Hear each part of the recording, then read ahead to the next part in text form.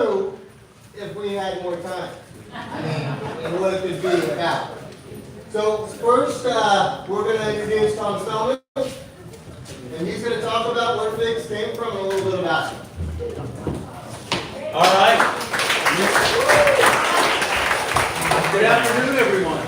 What a great crowd. I mean, I can't believe on a holiday weekend, Sunday afternoon, we can get this many people out to talk about figs. But that is fantastic. So, first of all, thank you for coming. Let's give David and Priscilla a big hand for what they did. Yeah, he's got a wristband for you. Thank you. Okay. Anything that I go into over the years, I always like to know about the history. I always like to know where did this come from? Where did it originate? So figs originated in an area throughout the Middle East, starting off in Asiatic Turkey and working up into northern India, and the mountains of northern India, over a pretty narrow geographic range. H-I-N is the But last name? what happened was, Yep. when they first started to use figs, we don't know when that is. We have no idea when that is. It could go back 100,000 years. In fact, it probably goes back further than that. But when they first started to domesticate figs, we know exactly when that was. The ancient Sumerians started to look for specific fig cultivars about 2900 BC. So, we can estimate that figs go back a good 5,000 years through domestication, through cultivation, through selection, through looking for superior varieties. And for any of you that have ever eaten a fig that's just off of a seedling tree, you know there's a very good chance it's not going to be a good quality fruit. It's probably mealy, it's probably tough, it probably doesn't ripen up very well. But you have to consider that all of the cultivars that we have today, and that probably numbers somewhere between 4,500 and 5,000 known varieties over the past 5,000 years. All of those varieties has originated as a seedling. Very, very few of those were actually hybrids. In fact, none were hybridized until the early part of the 20th century. So all the fig varieties that we're looking at today, some of them could be, very well could be ancient, were all varieties that were found selections over the last few thousand or few hundred years. So we know that figs traveled throughout the Mediterranean, throughout the Middle East, throughout India and China via the spice roads route. So people were taking early on figs, pomegranates, jujubes. They were fruit that actually could dehydrate well or could store well. So these were fruits that were sustaining life along the travelers of the early Middle East and along those spice roads. So, we know that also cuttings traveled those routes just as well. So figs were being moved around the world very early on. It didn't take long before people realized what a good quality fruit that was, how easily it could be vegetatively propagated from cuttings from a superior tree, and they moved them all around the domestic world at that time. Spice roads travel, we know, goes back to at least 2,500 BC. So when did figs first come to the Americas? Well, before it was even America. Figs came here as early as 1570 and entered into Florida. So they were moved around the southern areas of what is now the United States as early as 1570 and into the early 1600s. When did figs first come to California? Figs came into California with the early Franciscan monks that came up from Mexico into Alta California to establish the system of missions that we have. Figs were first known in California in 1769, brought up by Father Francis Junipero Serra. So we know that there were figs in San Diego, we know that there were figs at Mission San Juan Capistrano, and we know that there were figs moving up the California mission train as early as the 1770s. So what was the main variety that they had back then? Black Mission. That's why we still call it Mission today. That variety was attributed directly to Junipero Serra's first bringing material into California. And again, since figs could move around easily with cuttings, there were two fruits that developed the early mission era in California before most other fruits came in. Those were figs and grapes. And figs and grapes were easily moved from dormant hardwood cuttings and easily propagated throughout the mission chain up and down California. The figs, of course, were a food staple. They were used for dehydrating. They were used for direct use in food crops. And the grapes now, for the most part, the grapes were used for culinary use, of course, for eating, for fresh eating. But the big deal with the grapes was you could make wine. So the grapes were very popular and moved around very easily at the same time. Now, you've got to consider the geographic adaptability of figs. When you look at the area where they grew native, where they moved around and naturalized throughout the Middle East and the Mediterranean, that is very similar to our climate here in California. So one of the things that we have to our advantage for growing figs here in California, we have almost the perfect climate to grow figs. So what a wonderful adaptable crop to bring into this climate and be able to use all throughout California, from the coast to the inland valleys to our northernmost borders and even well beyond. So figs are very adaptable to our climate. Now that doesn't mean that they haven't been grown in climates well out of their adaptability. In fact, one of the most popular fruits grown throughout the Midwest by many of the older Italian gardeners going back into the mid-19th century were figs. Did they belong there? Absolutely not. Would they take those winters? Not on their own. So the early Italian fig growers in the Midwest and up into Illinois and Chicago areas like that, they had a procedure where they could cut the figs back down to about 20 inches or 18 inches or as low as they wanted to go. They would create a tunnel to put around the figs, and they would fill that with hay. So they were growing figs in an insulated tube, keeping them dormant for the winter in an insulated tube in very harsh conditions in this country. Now, we have varieties that are hardy, but none of them are hardy enough to take that climate.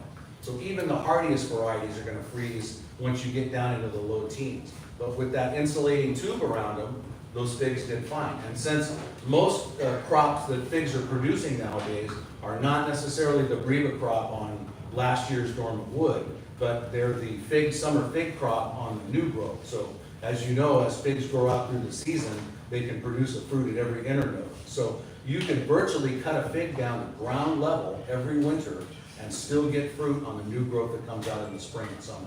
So it made it a very adaptable crop, a very easy to manage crop. And the nice thing about that is, I'm sure you guys have heard me talk about backyard orchard culture and how I like fruits that are adaptable to grow under backyard conditions and not necessarily try and grow a fruit like a farm. Well, figs fit perfectly, absolutely perfectly into that category.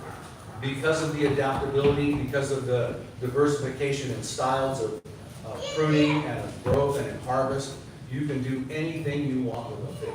You want to espalier it, you want to grow a hedgerow, you want to grow multiple varieties together, planted as one. At Dave Wilson Nursery, we did a program years ago where we actually braided together a green, a black, and a brown fig. So we had all three varieties growing off of a braided stem, and each variety producing individual spikes for fruit.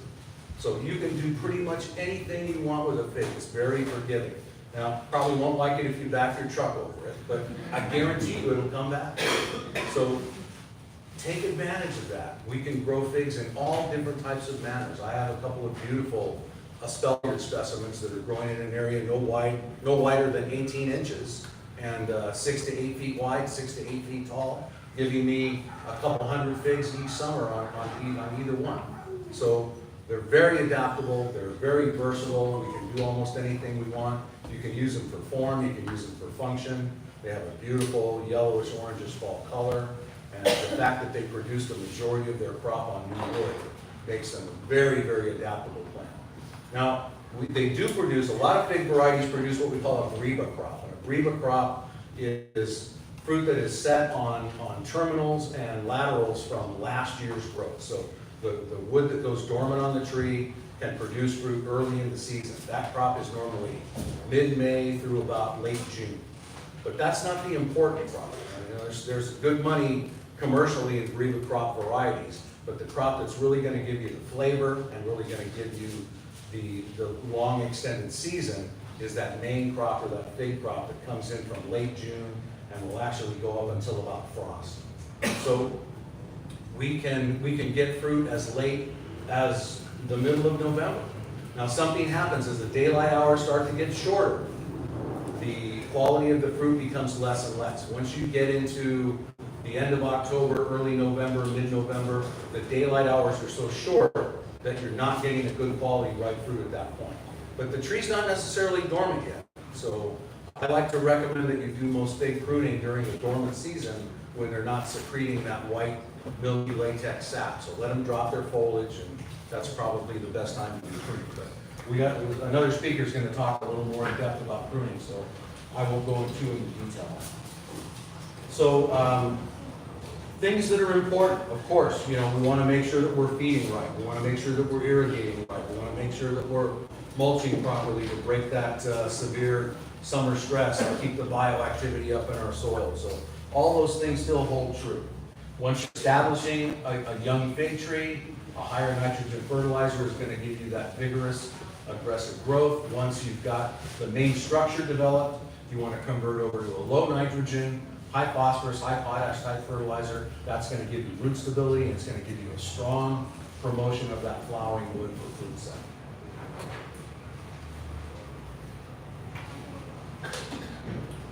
So pH, you know, in any soil condition, most fruit trees are going to like a pH that's as close to neutral as possible, 7.0. Well, figs are adaptable into an acidic condition. They're also adaptable to a pH of about 8.5. So they'll take acidic, they'll take alkaline. They would prefer as neutral as possible on the soil and on the water. So let's talk about the man that's considered the father of the modern day fig. That is a man by the name of Dr. Ira Condit. And Dr. Condit was born in 1883 in Ohio. And he grew up in a family that was very horticulturally adaptable and were growing all kinds of different crops. And Condit went to Ohio State University, graduated in horticulture and forestry in 1905, went to work for the U.S. Department of Agriculture as an entomologist in 1907. That's when he came to California. So Condit was here early. He was here when things were just getting established here in California. Condit became an instructor of botany and plant sciences at Cal Poly San Luis Obispo in 1919. And in the early 20s, he assisted a man by the name of J.C. Forkner in establishing an 18,000-acre fig planting in the San Joaquin Valley east of Fresno. 18,000 acres in the early 20s. That was pretty amazing. In 1925, he returned to the University of California as head of the Department of Citriculture. And in 1934, he was a guest visiting professor at Lingnan University in Canton, China. So he did work all over the country. Upon his return from China, he transferred to the Citrus Experiment Station at UC Riverside, where he remained until his retirement in 1951. But he wasn't done. Condit specialized in all different kinds of subtropical and temperate zone fruits. So he loved figs. He really, really worked a lot with figs. He was also involved in avocados and citrus and olives and pomegranates and many other subtropical and temperate zone crops that he worked with through the University of Riverside. So he was here early. He established early plantings. He actually did a little bit of hybridization. And he introduced 3 very important varieties into the industry, 3 varieties that are still around today. One of them is Conandria. Another one is Excel, which is one of my favorite varieties. And the third one is an Orange County favorite by the name of Flanders. And I know Leah's father, Gary, is a big fan of the variety Flanders as a good Orange County variety. In fact, under Gary's recommendation, I planted a Flanders, and I have to say it's one of my favorite varieties as well. So those were all varieties that Condit established and brought into the trade, and they're still important varieties today. So Condit is considered by many to be the world's foremost fig authority, and there aren't many people that have specialized in figs, but most of what we know today, a lot of what we have today, a lot of what we're able to do today with figs has been the result of Dr. Ira Condit. So in the 1940s, he published a book just simply called The Fig. And it's very difficult to obtain today. The rights for this book were obtained by the Harupa Mountain Discovery Center in 1977, and they republished the book. So I actually talked to my friend Wes, who's the head of the Harupa Mountain Discovery Center, and I asked him, I go, I'm going to talk about Dr. Condit's book. Do you guys still have that available for sale? And he said, no, they didn't, but they still own the rights to it. And if there was enough interest, they would attempt to republish the book on a small scale. So if you guys are interested in this book, you should contact Wes Andre at the Harupa Mountain Discovery Center in Riverside. There's a good chance that we can bring it back. I think the Inland Empire chapter needs to discuss that. Absolutely. Absolutely. They meet at the Harupa Mountain Right, Discovery Center. this next Thursday is our next meeting. Yeah, so I love this book. It's great information. And a lot of it is, there's nothing secret in here. It's all information that you can get online nowadays. And so, you know, good to have around. Good reference book. It's been in my library for many, many, many years. I could probably go on, but you know what? There's plenty of other good speakers, and I'm going to end it right there. So thank you very much.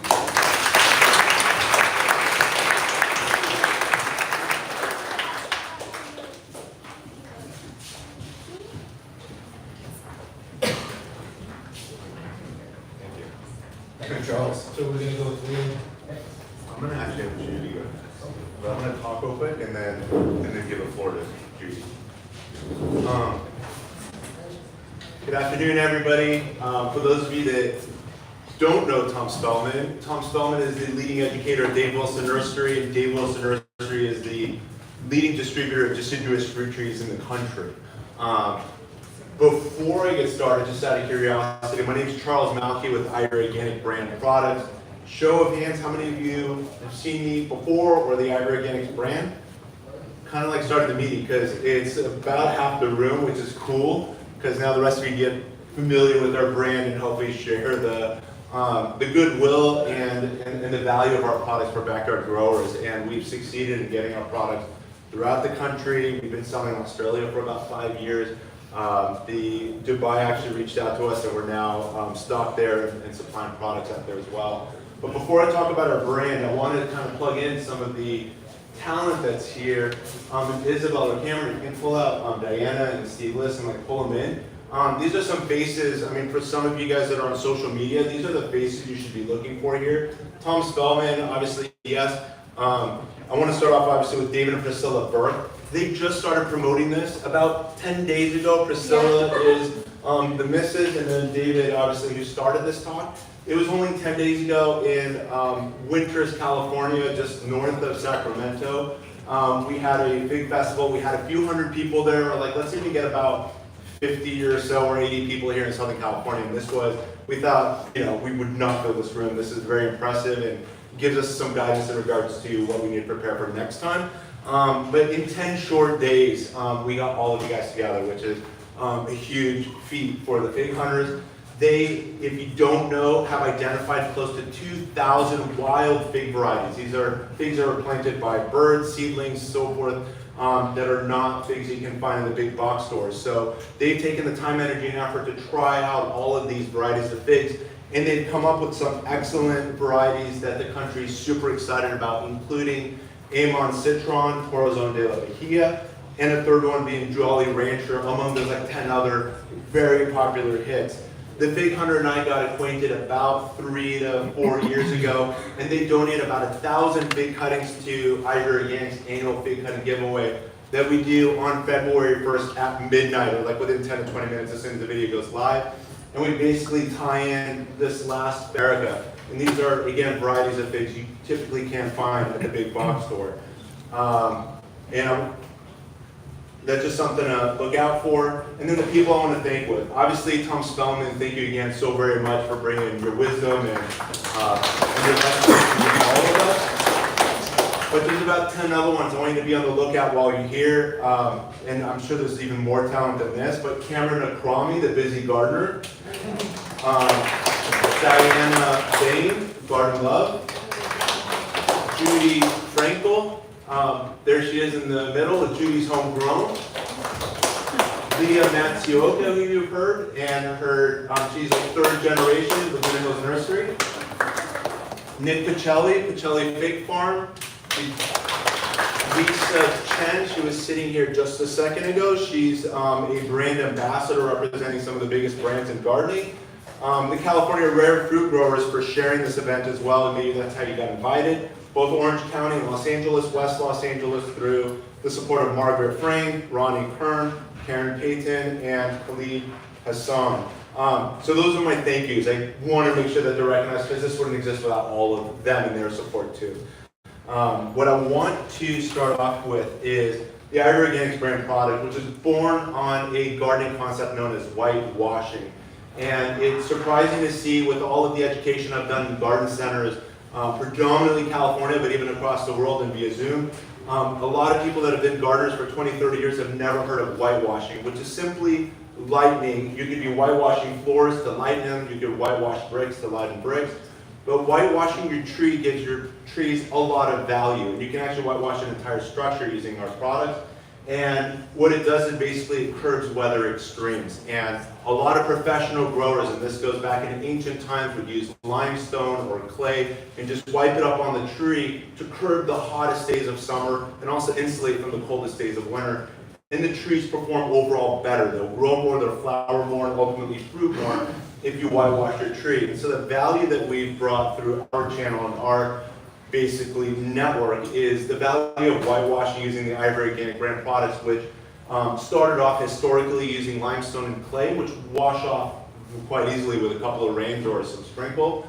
And what we did is basically curb what most of the gardeners are now doing for the last about 50 to 100 years, using a latex or tar-based product, which for the organic commercial orchard and for the backyard grower that wants to grow the healthiest plants, you don't want to be putting paint on your plants because that's going to contaminate your soil for about 100 years or more. So Ira Organic came up with an organic using, again, the traditional limestone and clay and milk proteins that create a bond that lasts about a year or two on your plants. And then it also, the yellow cans that we brought today have oils within them as well, which encapsulates cinnamon, clove, garlic, peppermint, rosemary, and spearmint that are naturally insect and rodent repellent defense protection. They can put on your tree trunk, and you can dilute it to make the spray bottles. Those little pint-sized cans can make up to 5 gallons of foliar spray. You can now spray on the entire plant, which also helps with transplant shock, in addition to curbing the weather extremes, in addition to keeping pests and rodents off your plants. So that's whitewashing, and I kind of gave you the background, and I have my first giveaway with this question, and Isabel, if you can just put the can on Victoria's desk, and then she's going to pass it out to this winner that answered this question properly. And I'm looking, and Isabel's going to help me with raising hands. Let's see who goes up first. Here's my question. What is the most important time of the year that you as farmers will whitewash their fruit trees? Show of hands, who's going to go up first?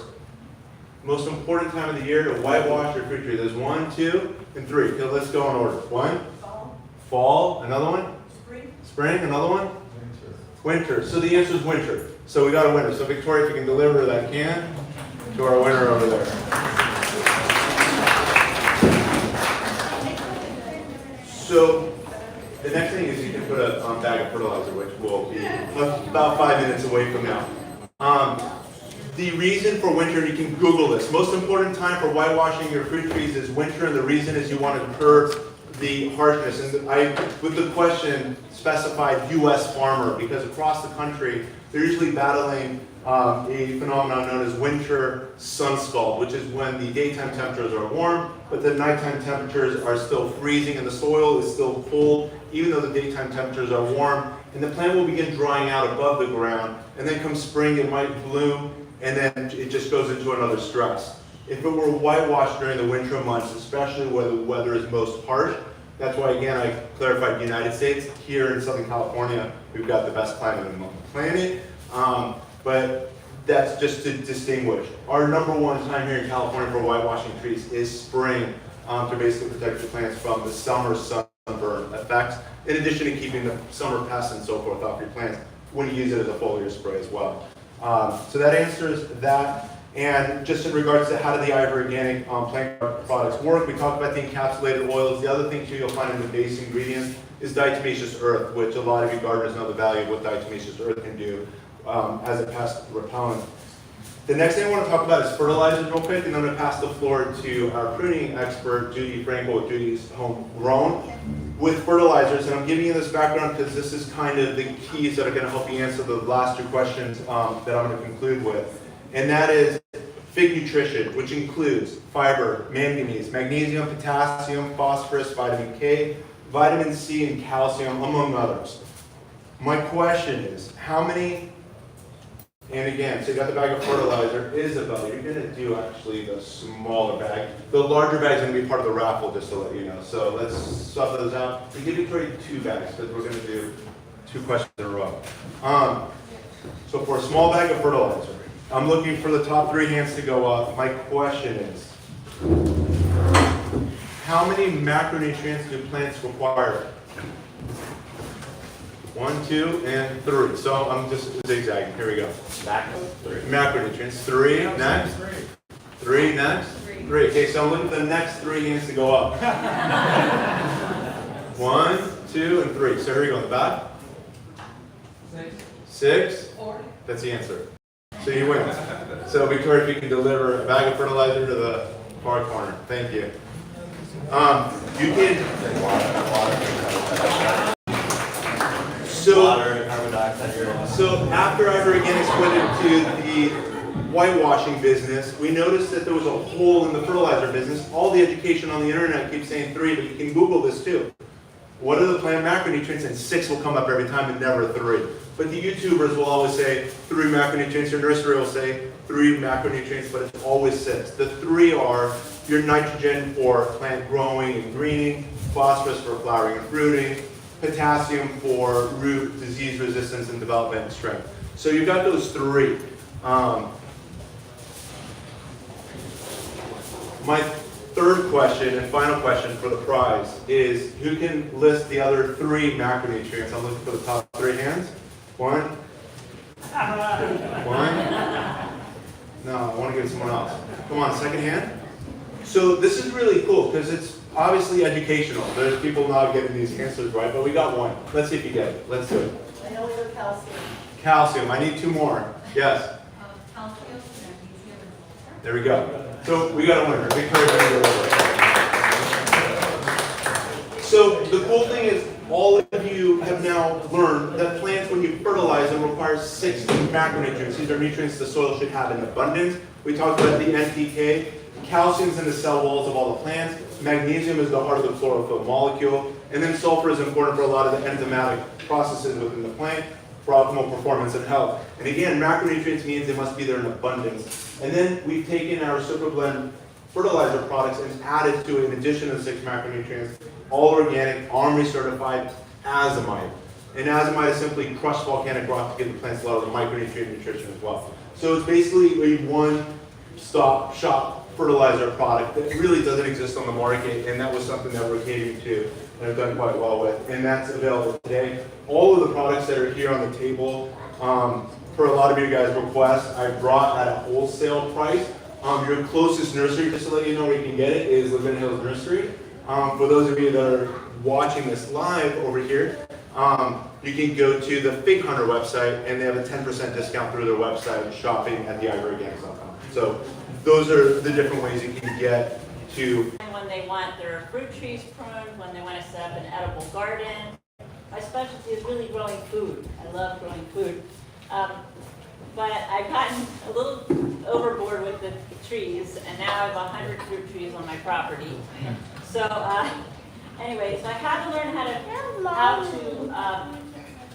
prune figs, even though I started with pruning. The hardest thing to prune, I think, is the stone fruits. If you can prune stone fruits, then everything else is easier, except if you have to use a cherry picker to prune the tree. I don't do that. I don't get that high in the trees. I have to prune my trees low so I can reach them. And I hope you would do the same. I just saw a fig yesterday at a client's house, and they had just never pruned it, and it is not producing figs. And the tree is under the shadow of another tree, and it's reaching out to get the sun, but it's kind of given up the ghost on fig production. We don't want that to happen. That's why you have to prune your trees. So I did a lot of research on this. Figs are different than most trees. In fact, they're considered plants by the University of California and University of California Division of Agriculture and Natural Resources. So the fig tree is therefore unusual. The wood is much softer, very easy to cut, and it's more bendable than mature fruit trees branches. The fruit is not actually a fruit. It's a cluster of flowers growing inside a stem. The technical name for it is inflorescence. And what that means is kind of an inside-out flower. You're eating a flower, not a fruit. I mean, it's a wild thing, figs. So I'm going to go through the basics of the pruning first very quickly, because this is not a full-on pruning class. I hope you guys know some of the basics, because I'm going to go really fast. And talk a little bit over your head is because some of the terminology is just, we just assume you know it. But if you really want me to stop and explain something, raise your hand. If you start really feeling too much, raise your hand and I will stop. Okay, so the best time to prune figs is in the dormant season. That's winter. In our area, that's October to February, but really it's when the trees have lost their leaves. So they're not going to look like this when you're pruning them. They're going to look like sticks. And also, they do hang on to their leaves for a long time. When they're all dropping off except for a few, that's still dormant season. Make sure to wear gloves, not always like this, but anyway, long sleeves and long pants, because the latex sap that oozes from the cuts can burn or irritate your skin. And then I want to ask, does everyone know what a heading cut versus a thinning cut is? Because if you don't, I have to explain that. That is the most basic part of pruning. Anybody know it already? Okay, so good. We have one or two. So a heading cut, let's talk about thinning cut first. The thinning cut is when you take the branch off at its origin. So it's coming out the trunk, and you cut it at what's called the bark branch ridge. So you cut it just a slight bit outside of that connection, because there's specialized cells there that cause a callus formation or a scar tissue formation. And if you don't cut it at the right spot, it will die back wrong, and you might have like a hole in that, or like a sore in that tree. So you have to give it a little healing area. If you cut in between buds, sometimes there's dieback, and that dead part of the little stump is going to be a vector for disease and insects to come into the tree and try to kill it, or just set up home there. So I'm going to kind of take all these off of here, because that's what it's going to look like. But then the next type of cut, the other kind of cut, there's really only two kinds of cuts in pruning that are really important to know, and that's the heading cut and the thinning cut. So we just talked about the thinning cut, where you're cutting at the bark branch ridge, where it originates. And then the other is the heading cut. So whenever you cut, you're actually stimulating the growth of whatever bud you're cutting to. This is I prune a lot of roses too. Roses, trees, almost any plant is like this because of the hormones. Auxin is going up. It's like it's going all the way to the tip, and I like to call it the alpha dog of buds, because the last tip, the last bud gets the most energy, and that's important to know because you're actually directing the growth of the next year's shoot. So if I cut at this point, I don't know if you guys can see that bud, it's going to start growing out in that direction. Whereas if I cut this bud, it's gonna grow this way. Well, you can actually decide which way the next year's growth is gonna go based on this heading cut principle of cutting to a bud. And I always tell people, cut to an outward facing bud. If you cut and all the buds are facing in, you're gonna get this really congested tree. You can picture that, right? So the outside, unless you're growing into other trees, is gonna be the best way to shape the tree. So that's heading cuts. Does anybody want a review of that? Because that's really important. Okay, so we're gonna do a lot of thinning on figs because you want to get rid of, there's too much, figs just grow crazy, like too much almost. And you have to get rid of a lot of the, well let me just go through, there's a certain order you want to think in terms of. So the first thing you want to do when you approach a fig tree in the middle of winter is decide if you want it to be a tree or a bush with multiple trunks. In both cases, you've removed the suckers or the excess growth that's coming out from the ground or at the bottom of the tree.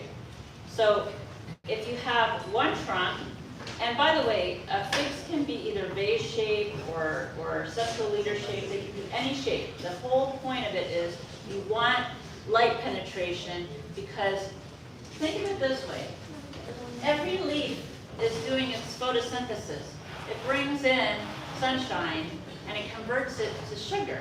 Well, if you want your fruit to taste sweet, it's got to have some leaves near it, and that will give that fruit sugar. Okay, so you can't remove too much of the leaf. Well, you're not removing leaves. I'm not telling you to remove leaves. So the whole point is to allow light penetration and get rid of the branches that are blocking the sun in the harvesting area. So there's like a sweet spot of where you want your branches to grow, reachable area. And then everything that's going above that, you cut at, it's like you're cutting the alpha dog of the tree to remove the highest growing shoots. So you're reducing the height, but you're also reducing that oxen from going only to the top. And I did that. This is the alpha dog branch of this tree, and it was growing some shoots already. That you can see that these are not going to produce any fruit. So if you just approach the tree from removing all the suckers that are growing at the bottom, and the tallest ones are going straight up, that would be a huge deal to get rid of all that first. Okay? So now, if you're choosing a multiple trunk fig, there's some varieties that lend themselves to being multiple trunk as opposed to one big trunk. Then you choose 4 or 5, really 4 is better, of the strongest shoots, and prune all the rest, get rid of all the rest. So depending upon the variety of the fig, they lend themselves either to being a tree with one trunk or a multi-trunk bush. And you probably notice if you have more than one variety of fig, after watching it a couple years, that some of them just don't want to put up one trunk. They want to come up at the bottom a lot. So you remove the lowest branches that would touch the ground if they were loaded with figs, because it's heavier, or they're so low that they're shaded by the rest of the tree. So remove those low branches. Then you remove all the traditionally pruned shoots. So this is just pruning 101. Branches that are crossing, so one is shading the other. Dead branches, diseased branches, damaged branches, maybe an animal's just jumped across your tree and they broke a branch, get rid of it. Remove branches that are in bad positions, such as the top branches that are shading the lower, like this one that was going straight up. And remove, and really shade the tree so that the tree has more reachable branches. Remove branches that are weak or thin, that have no fruiting nodes, and we'll talk about that, the fruiting nodes, later. So thin the tree so that each branch gets enough sun. Since figs grow really, really fast. You can prune the hell out of them without having to worry about taking too much off. Shape the tree to allow for sun penetration. I know I'm repeating myself. Easier picking of fruit and good spacing between the fruiting shoots so that the fruit gets large. Remove the tallest branches are reaching straight up. Prune the fast-growing figs hard. Some of them are really super fast growers, but there's ones that are like Violetta de Bordeaux. They don't grow as fast, so you don't prune them as hard and as aggressively.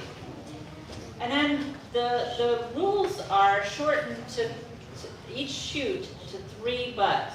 But there's a caveat to that. If all the figs come out of the tip of the shoot or branch after you've studied your tree a little while, you know you can't just cut to to 3 buds. 3 buds is not going to be enough. But this shortening each shoot to 3 buds has the same effect as thinning your fruit. So you get bigger fruit and sweeter fruit. The last 3 buds on each shoot will produce figs if they had bumps.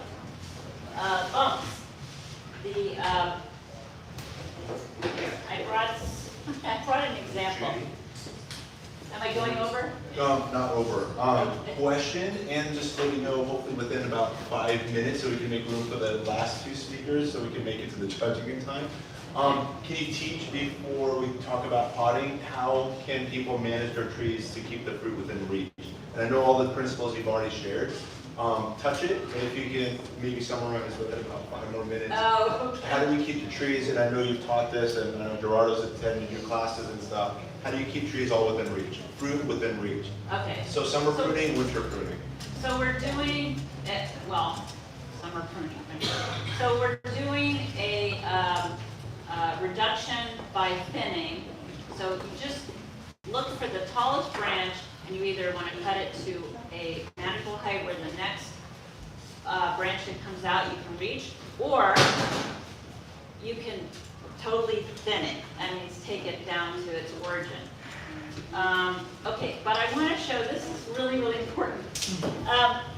There are 2 buds on this particular leaf axil. Now, what's important about looking at these 2 little bumps? One bump is going to become a figlet at some point. The other bump is always going to turn into a shoot. So if you're taking off these, if you're removing something that has 2, you know you're actually removing fruit. This is even more important in the winter. I actually was surprised to find one in the summer that had some fruiting wood on it. This is probably going to be the Bravo crop for next year. So Bravo crop is the early crop. Can you see the 2 bumps? Okay. So this is really important because now you know where you're going to see the fruit for next year. That 2 bump thing is, most people don't even know it when they watch a couple videos. There's a lot of videos out there that talk about pruning, but they don't talk about the bumps. So, and this tree, or this part of the tree has the opposite. It just has 1. So this is all vegetative, meaning it's only going to be a shoot. That's only going to produce a branch. Okay? So you have to be able to identify where next year's fruit's coming, or where this year's fruit is coming. Sorry. So 1 bump means you're only getting a shoot. Only a 2 shoot. bumps will be a shoot and And a figlet, yeah, and a fig. So, okay.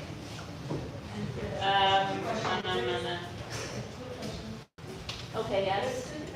One's dark green and the other one's light. Which one is for next year? Which one is Oh, right. So it depends when it developed. If it developed over the winter time, you know that's your Bravo crop. It's developing for the spring, and those figs are sometimes terrible. It's awful. They're dry as can be, and some of them fall off. You can't eat. They're inedible. A lot of Bravo crops. If you can find a fig that you like the Bravo crop, keep it. That's a really valuable trait because it'll have 2 flushes of fruit. Did I answer your question? No. What was the question again?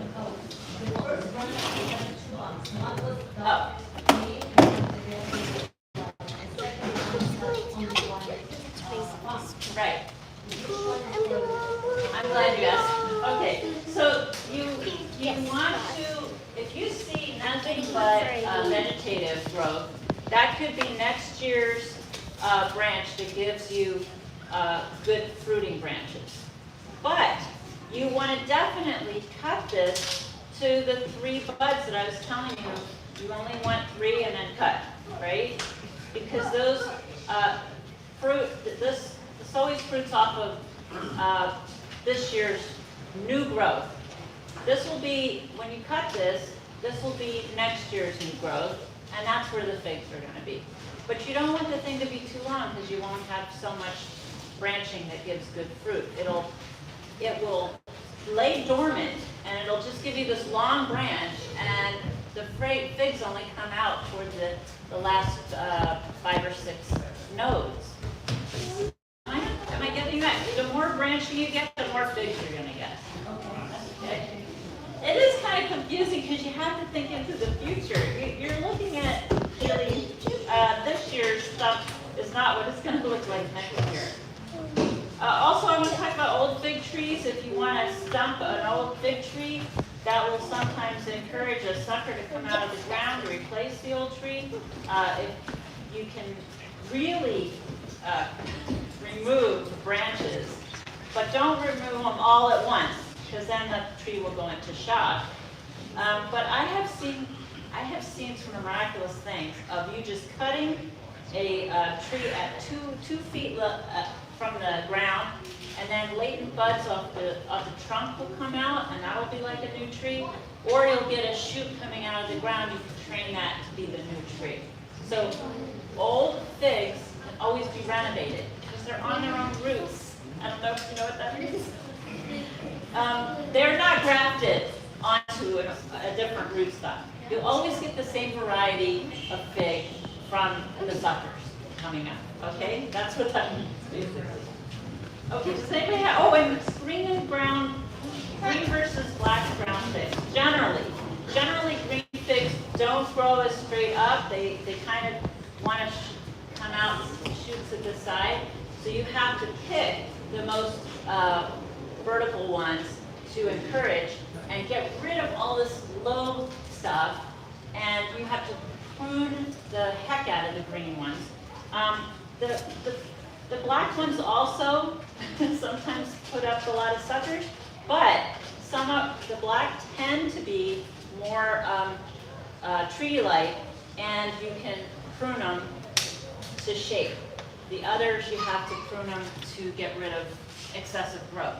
Are the suckers viable as cuttings? Yes, absolutely. I mean, you can, if the nodes, I'm sure if we look at some of these cuttings here, the people who did these cuttings know what they're doing. You see how the nodes are pretty close together? That's what you want to see. You don't want to see them really far apart. Then, you know, this will have good chance of branching out, even making roots out of these nodes. Okay. So I hope that answers your question. Okay. Any other questions? Thank you, Judy, we appreciate it. All right, thank you.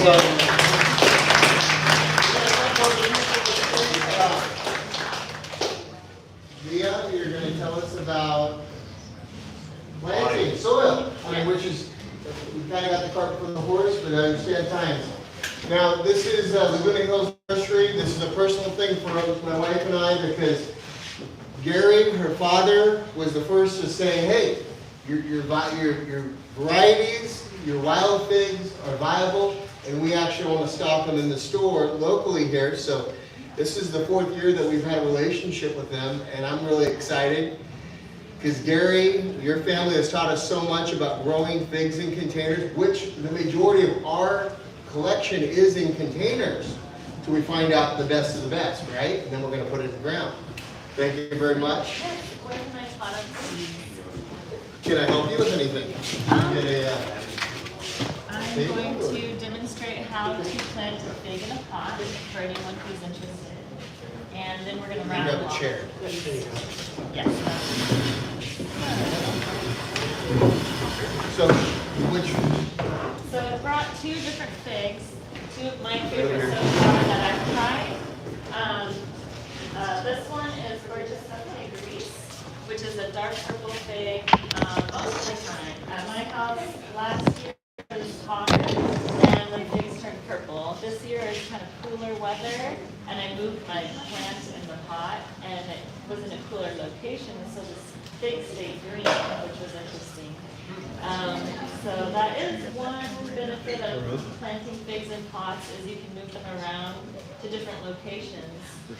They love the heat, so if you can find a like all day sunny spot, 6, 8 or more hours, then you can get the most flavor out of the fig.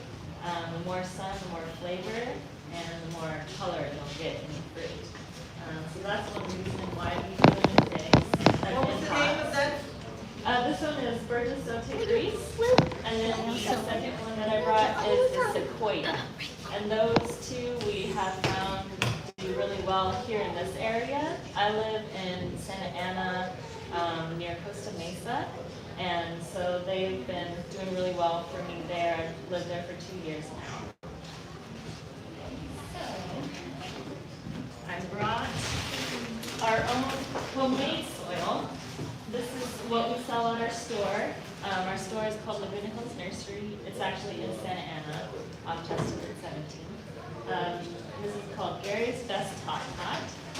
Gary is my father. He created this soil in the 90s because we were growing a lot of our own plants, and he noticed that a lot of the soil that was offered had a lot of wood and compost in it, which makes the soil lighter and easier to transport around, but it does affect some plants in a bad way over time. If there's anything like wood or compost, organic around the root ball, after about a year or two, it starts to decompose and it can cause root rot.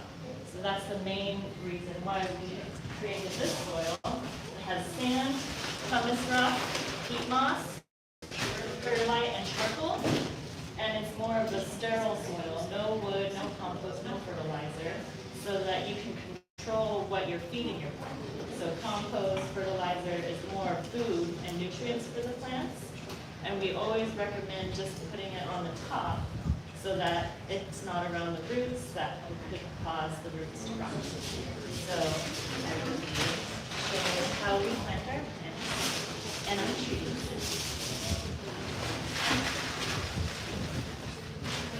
So this soil is good to use pretty much for anything in a pot, succulents, fruit trees, herbs, veggies, flowers, even mix it in with the ground if you have clay soil. The pumice rock, the little white pieces in there, those help create oxygen in the soil, and they stay there, they don't compact, so it provides oxygen for the roots of the tree all year round. And another benefit is it does not shrink in your pot. So if you want your tree to keep going for many years, 5, 10, 50 years, you'll still have the same soil base because there's no wood or anything organic that decomposes.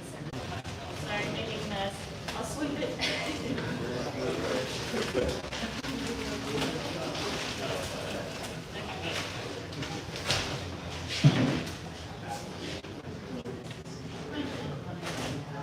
Can you tell us a little about that soil that you're using? So the top pot, this one, it has sand, pumice rock, peat moss, which holds the moisture.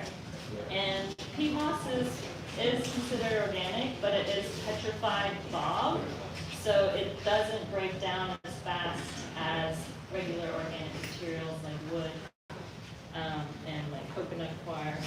So that's the main reason why we use it as a permanent base. And then the soil and the pumice rock create the oxygen around it. So here I have it slightly raised above the soil level, which is fine, or it's good to match it too. You don't want it to be sunken and have the water go towards the base because you want to promote the roots to grow out. So when I water it, make sure that the water flows kind of more down so that the roots can grow that way. And then, right after I I fertilize it, and Charles has the best fertilizer to use. I did not. We sell it at our store, so might as well use it too and give the plant the best nutrients possible. So there's many ways to apply it, but I'm just pouring it in right now. Just a little bit.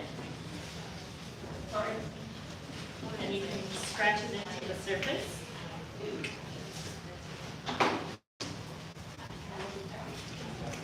For figs, would you recommend an all-purpose fertilizer or something more specialized?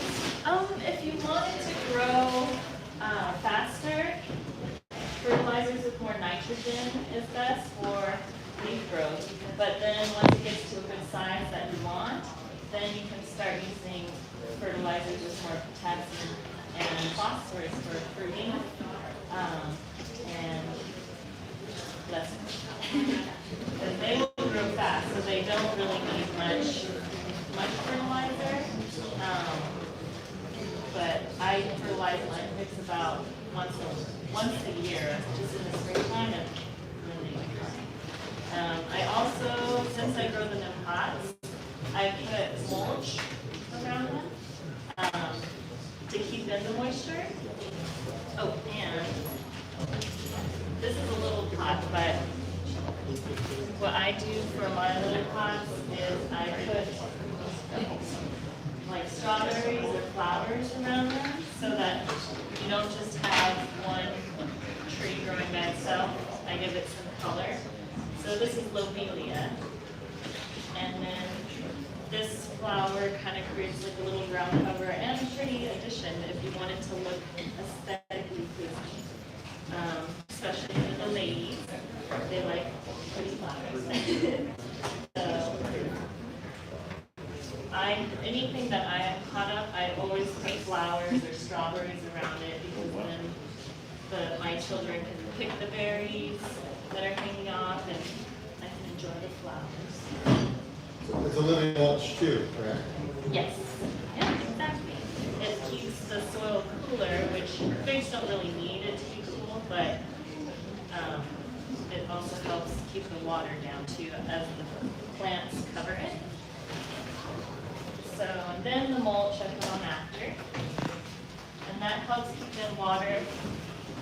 If it's a really hot summer, spring, the first year, I would water this size pot every day from now until it starts to cool down, like December, January. Or when it goes dormant, you only water like this size pot about once a week. But then once it starts to leaf again, I water every day just to have a consistent moisture in the soil so that the figs, when they're developing, they don't split. Because sometimes if they get too much water at once, they can split if they've been dry for a longer period of time. So that is the British grease. And then right after I blend them, you want to make sure to give them plenty of water. I'm only going to give it a little bit of water so I don't make a mess. But I don't want it to dry out at all. When they're this little, they do need a little bit more attention and water so that they can get established in their new pot. Also important to label your plants so you know what you have. So this one is the Burgess Sauté Grease.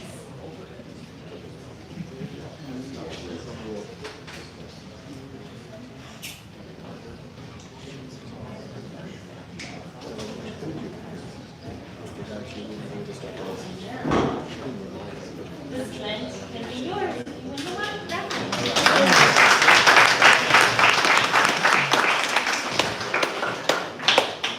Thank you, Leah. Okay, I think we have lots of kids that want to help clean up. So we have Cameron of the Busy Gardener. He's going to speak to you for about 10 minutes. Then we have Nick Charlie, and we have Sam Miller, which I got to go get outside. He's in front. No, you did it. I just want to make sure you give away his topic and told me not to. I thought you were. No. So, Here. But just to quickly recap, so we had Judy's Homegrown. You go to judyshomegrown.com for those of you taking notes. She is a master gardener teacher. We had Leah Matsuoka. You go to the Good Hills Nursery YouTube channel, Instagram. You can write her directly there. So the Good Hills Nursery, make sure you get all those social media platforms on your tablet. She just discussed potting and how to successfully care for your plants using the potting method. And I know Gary also, with all of his trees that he also moves within containers, are all using the top pot products. So you're getting the best quality plants at the Good Hills Nursery. I know that's a big deal to them. You'll see it when you visit. Cameron and Kwame, the Busy Gardener YouTube channel, Instagram, check that out. And the topic I'm not giving away. Yeah. The floor is yours. Yeah, so what do you think of when you hear Frankenstein? What picture comes to your mind? Put up your hand. What do you think of with Frankenstein? Bolts. Huh? Mary Shelley? Yeah, but that's too far. I mean this, right? Does this look familiar? But that is not actually who Frankenstein was. In fact, Frankenstein is not even the name of that monster. Frankenstein is the name of Dr. Frankenstein, Victor Frankenstein, who developed this monster.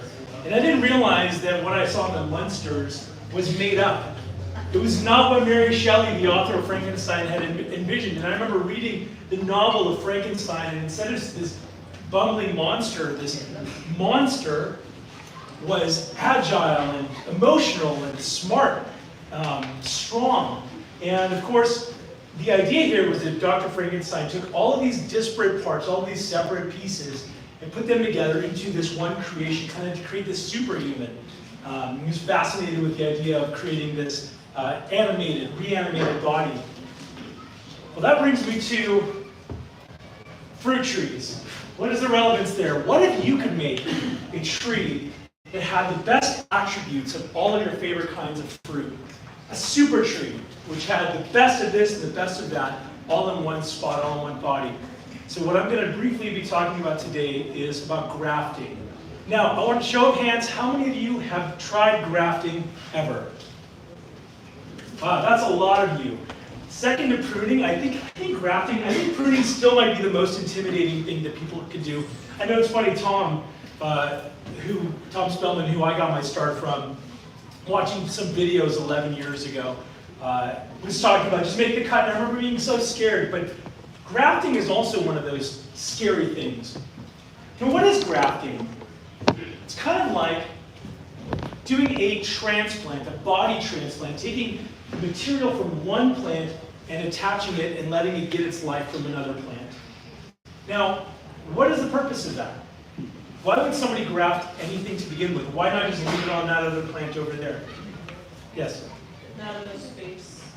Not enough space. So you're trying to make like kind of a multi-budded tree. That's definitely, so this idea of a Frankenstein tree, is that kind of a bad way? Is there a nicer way to say it that isn't so weird sounding? A tree of eternal delight. I don't know what you want to call it. But having multiple fruit on the same tree is definitely one good reason to graft. But there's something that a lot of people don't also know, and that is when you pick up a fruit or an orange or whatever it is, and you take out the seeds, oftentimes you think, well, I can take that seed and I can just put it in the ground, and I'm going to get my favorite fruit. Why should I wait I don't need to go buy a tree from the store. I can just take the seed out of this and I'm just going to have free trees.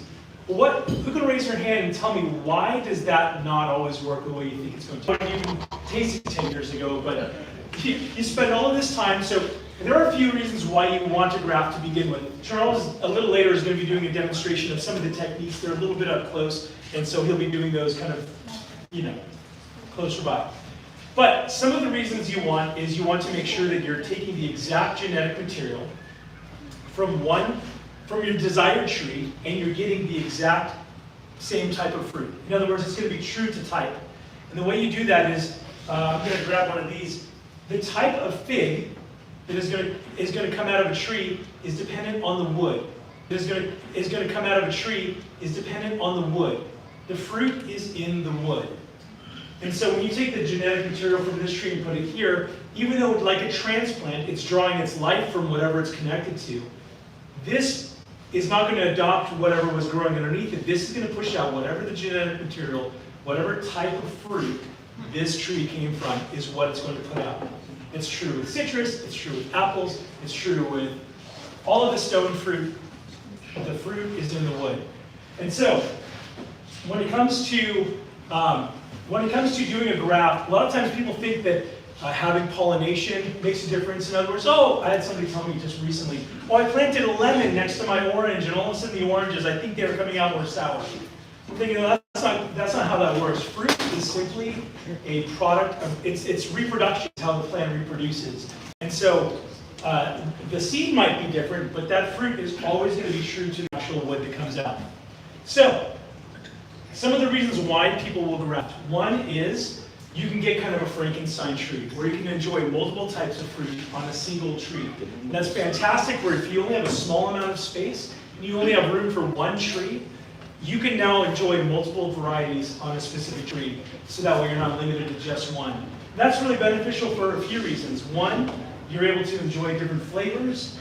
Another is you can choose varieties that will produce at different times, so that way you get successive ripening. So that way, rather than having one tree that has all of its fruit ready at one time, you can extend a season over, well, it depends on which varieties you have. You can have several months of figs off of just a single tree through grafting. Now, another reason grafting is helpful, even when it probably comes to figs, is that it speeds up the timeline. From seed to tree, to fruit rather, how long would you estimate that the average fruit tree would produce? If you plant a seed or a pit, how long until you eventually get fruit? What do you think? 7 years? Yeah, because it's starting out as an infant at that point, as a seed, and it's needing to grow up into a toddler and into a little child. And remember, fruit is essentially reproduction, and so you're wanting to take mature fruit, mature wood, stuff that is ready to reproduce, and have that begin giving you fruit. So that speeds the process up a whole lot. Another reason that you want to graft, in addition to Frankenstein, in addition to speed up the timeline, is it's not as big a deal with figs, because figs can be propagated straight in the ground, and their root structure is very viable. But in a lot of other varieties of fruit, whether it be stone fruit or apples, the rootstock that's in the ground is very well adapted for growing in its particular setting. They've got a lot of different attributes. Some rootstocks are great for sandy or moist soils, and some are okay to defeat certain types of pests. And so you're getting kind of the best of both worlds. You're getting a really sufficient rootstock that's able to give you all of the benefits of that, and you get the best of the top of the plant, which is all your desired fruit.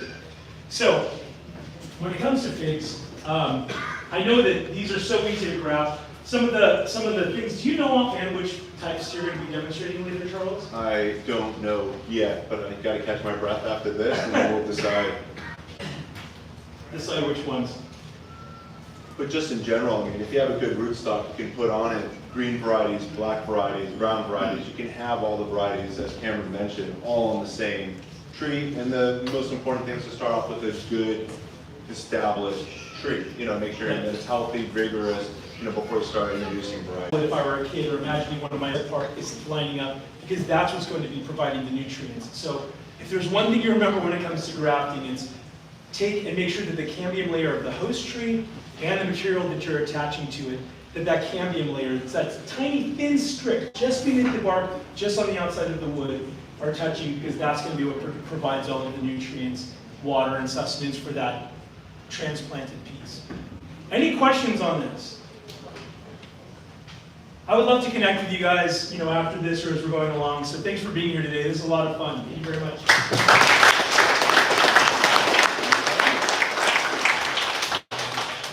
So most of us are just regular backyard gardeners. And I'd like to introduce somebody that started his journey, and he's a good friend, and this wouldn't have happened without him. Nick Maselli right here. And he started with his Started growing figs just last year, started a lot of cuttings. Now I have about 70 trees in the yard. I'm fortunate to have renting in a big yard, though. I have a whole acre in Garden Grove. So I have about 34 trees in the ground. And they're all in a row on a drip system. And I started doing espalier, but they kind of outgrew that, and they're just It was a good idea at first, but I'm trying to just kind of keep them contained to their own 6 feet space right now. But I'll have cuttings and rooted cuttings available in the winter and the spring this year. My Instagram is Pacelli Fig Farm. And how many people here are growing fig trees right now? A lot of people.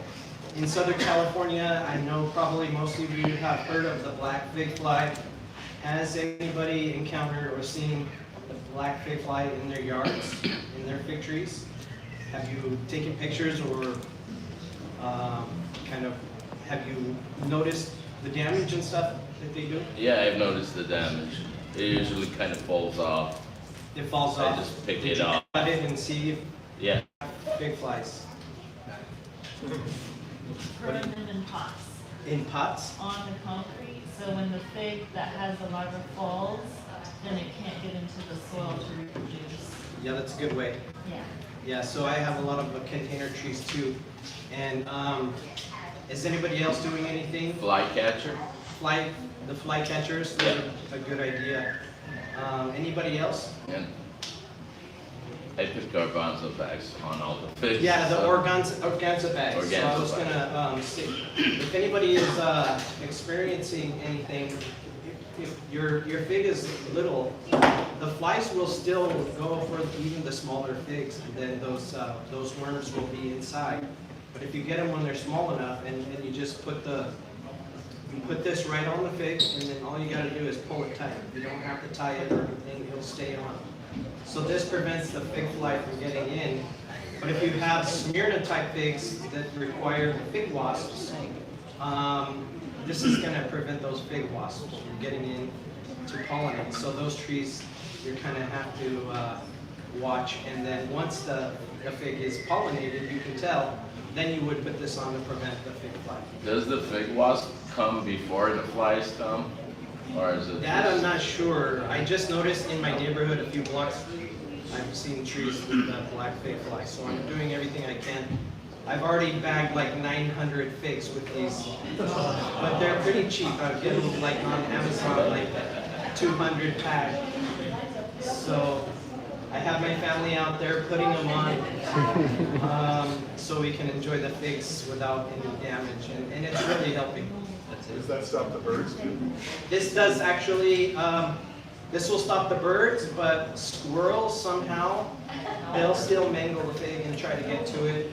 I think it'll prevent other pests, but yeah, this will prevent birds from getting your figs. And Charles's product has natural insecticide that well, it just prevents the rodents and insects from going to the figs because of the, what is in here that? I was waiting to do the plug. And I didn't ask for this either. We were in Sacramento about 2 to 3 weeks ago, and there's some growers there that are spraying the Ira Organics again as a solution because of the 7 natural oils that are within the products. The cinnamon, clove, garlic, peppermint, rosemary, spearmint. It's keeping flies and other stuff off the trees. In addition to diatomaceous earth, basically creating a light coat. When used as a spray, that basically interferes with their cycle as well and helping to suppress those populations. So it could be used as a monthly spray on the entire plant.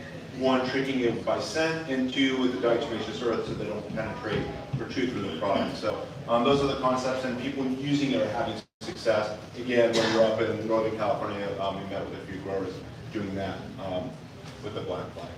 So step in here real quick, because this is a great subject. Do you know what to do if you have black fig flies? No. What do? You just throw the pigs away? No. Call your ag department, double bag, triple bag those figs.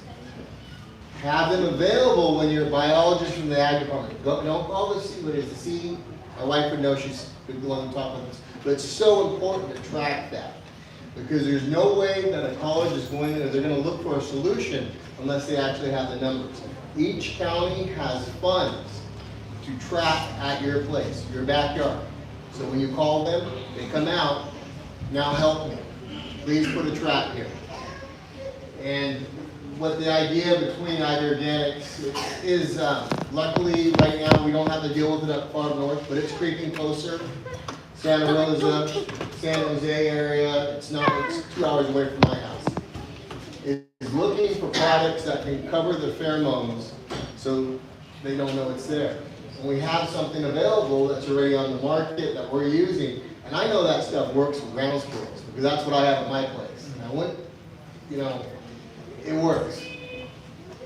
Yes. Sorry, but the most important thing is to call your local ag department and have them come out and see. And when they come out, make sure they check the soil too, because that's where the black fig fly goes after it falls. It only is on the fig during the maggot stage or the larva stage, and then it goes into the ground and do figs.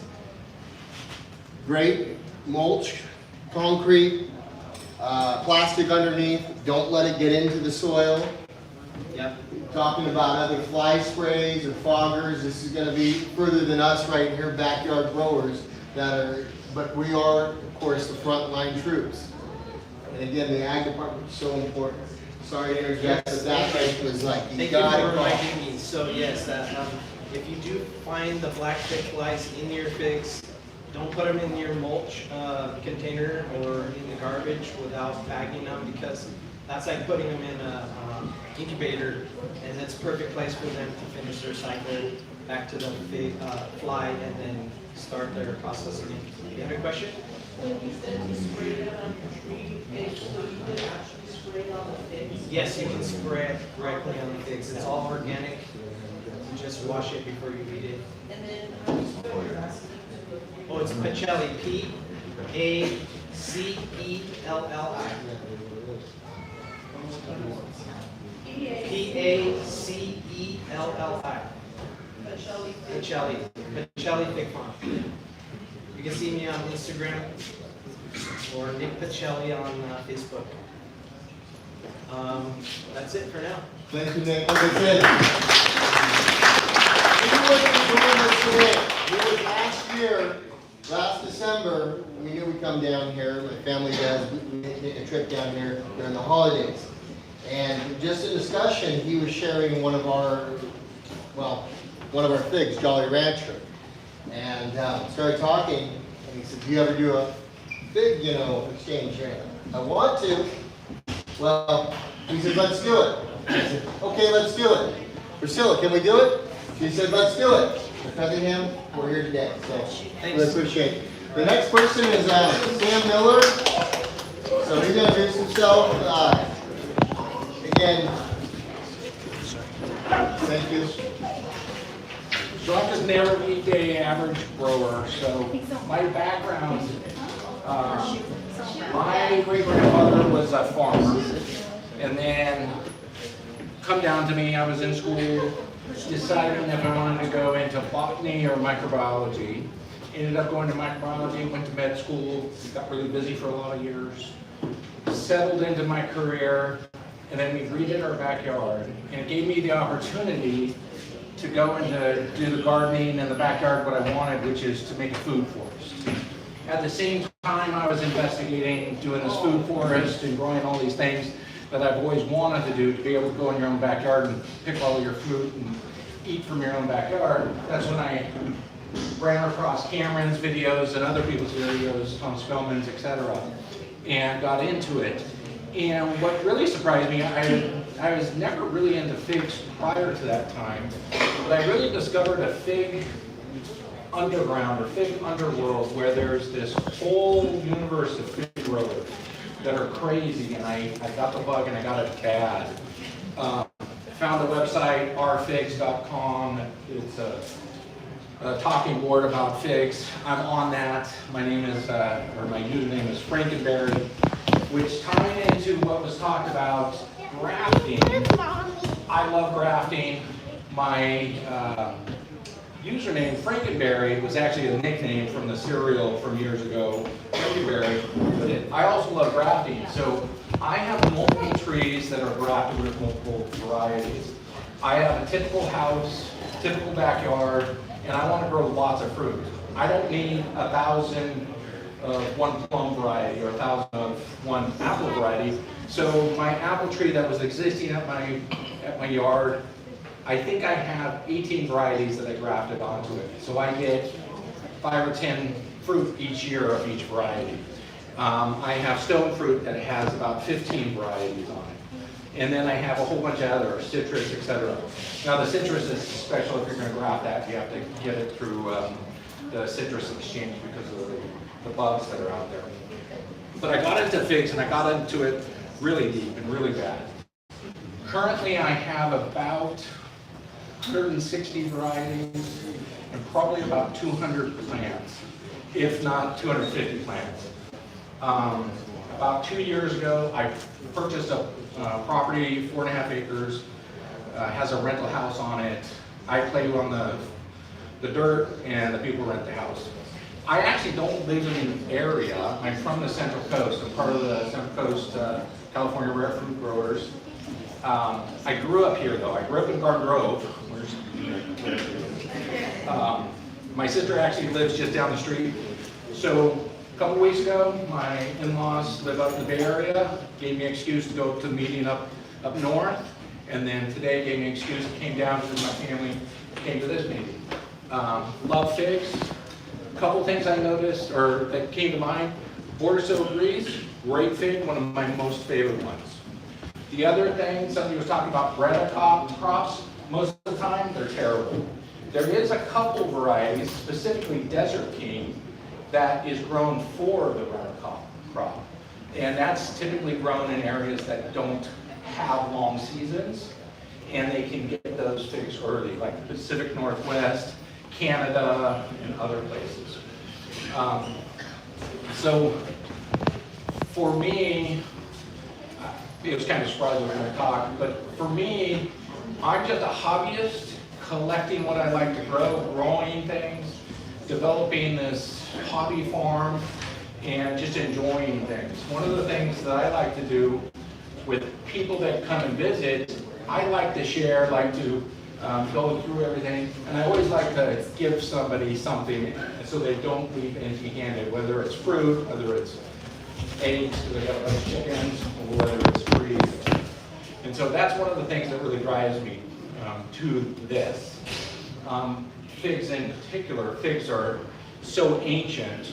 Figs, grapes, pomegranates, etc. They're so easy. You can take a piece of the tree, plant it in the dirt, and you got another tree. And that's how it transferred from one area to the other. And so I grow all my different varieties for the season, for when they ripen, and for the flavor. And you can get a huge variety of flavor from figs and different ripening times. So I live up near Pismo Beach.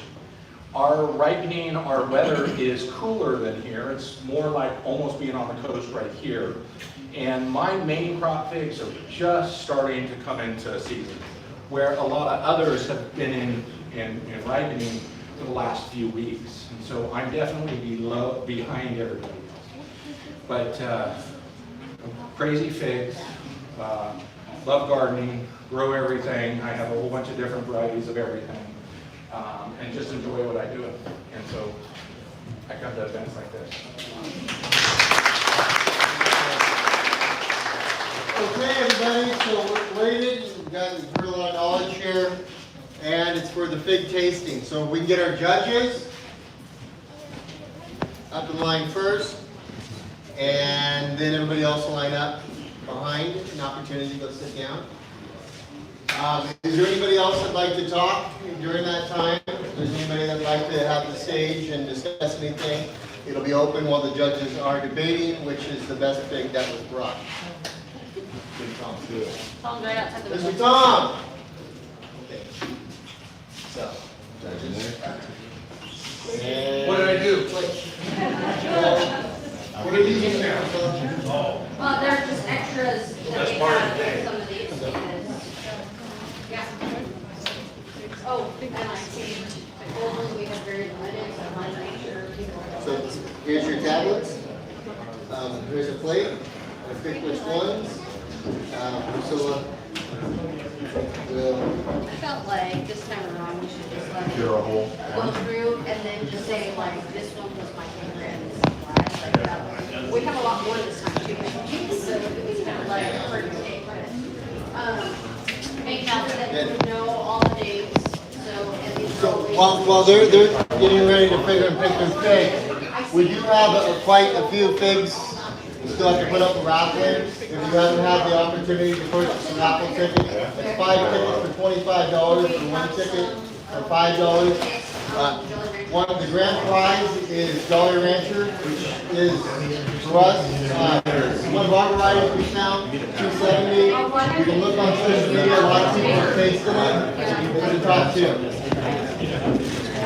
The reason why Sam Dillon drove all this way.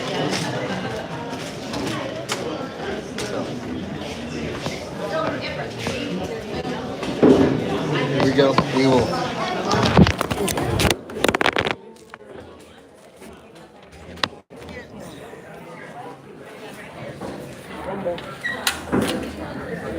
And I did that. That was me.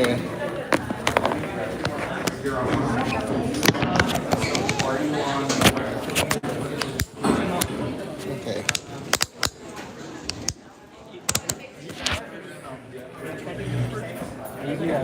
Yes. Okay. Yep. So you're gonna meet with Mario. I'm just gonna put this up here. Who's selling the raffle tickets? Mario is right there. Right there. So,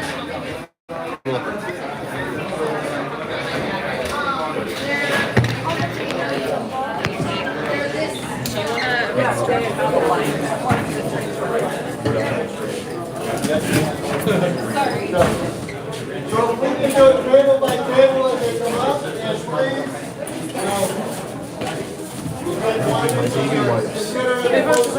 Oh, thank God. Can I buy these? Or Yeah. how does this work? Prices are right here. Okay, so like this is the concentrate? Yeah. Inside there's a powder and then an oil vial. And then basically all you have to do is add water. And depending on the amount of water added, the product can be a tree paste, brush on, or a foliar spray. So this turns into this? Yeah. Okay. And how much are, these are how much? 20? Yeah. Like, I can pay credit card? No, we only take cash. Only cash? Yeah. Sorry. So that's $20? Thank you. How much are these? The fertilizers are $10.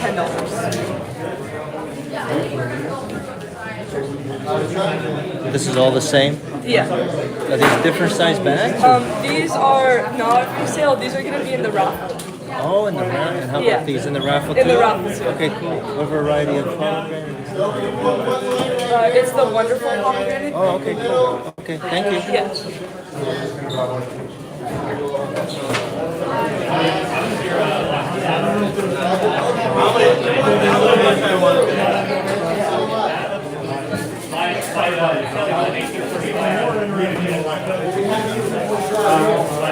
Here, I have change.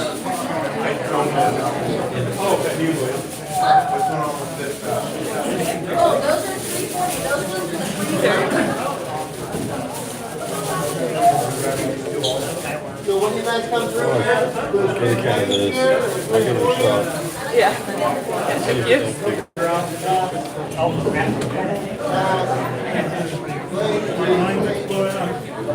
My main thing is about the child is overgrown and everything else. There was a guy here, I wanted to, he was,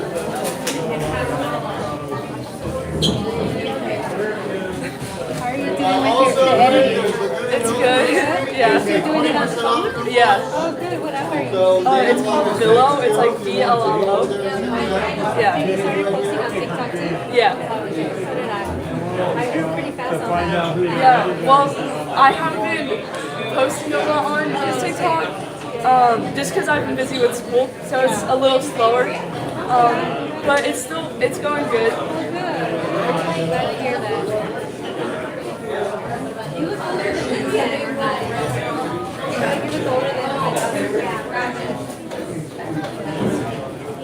I go shopping? Yeah.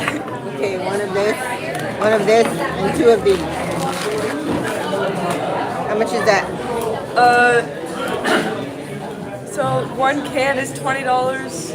And then 20. So I will calculate. so 40,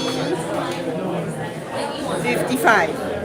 Yeah. You take Just charge card? Just cash. Cash.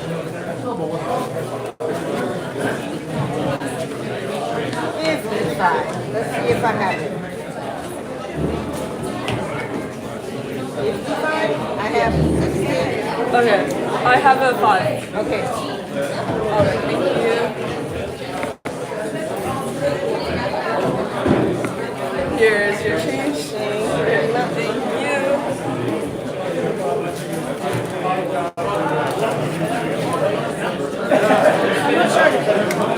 The can is $20, the spray ball is $15, and the fertilizer is $10. No, it's the large one, right? These are for the raffle. Oh, Yeah. okay. You can cards? No, only cash. Yeah.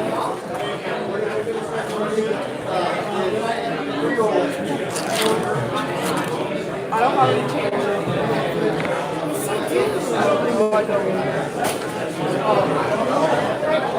At least for the raffles there.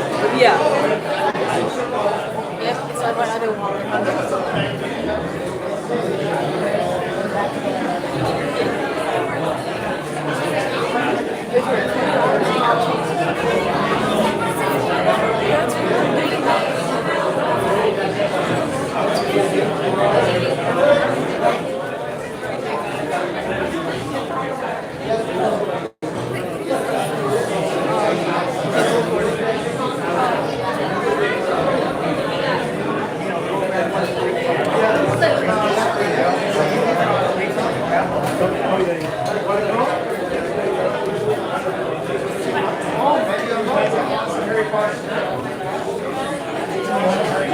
It's too much, I know. I like these containers. I know, me too. And the blueberries are doing good. My blueberries with Oh, this. really? But I do it like every 2 weeks. Yeah. Every 2 weeks in the pot. And then the best one, like even your dad said, I didn't know, I never talked to your dad before. And even your dad mentioned to me sunshine Yeah. for the pot. Yeah. Sunshine No, that's blueberries. what we have. First one, yeah. Sorry, what was your question? Yeah. Yeah. It's okay. Here, thank you.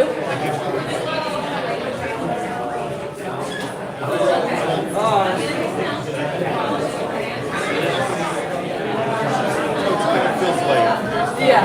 No, inside it's only the powder and then an oil vial. And then you have to mix it with water. And then the same amount of water added. It can be a toothpaste brush on or a full spray. Okay, so you can use part of it for Yeah. It's all up to you. Yeah. What is the most popular? We'll get better next year. That's how you take it. That's online.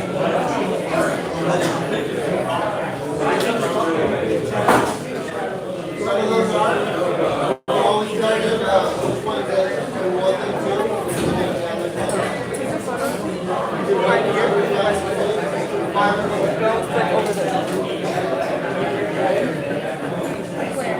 Like stand back. Yeah. Go. No, just do one photo. This one.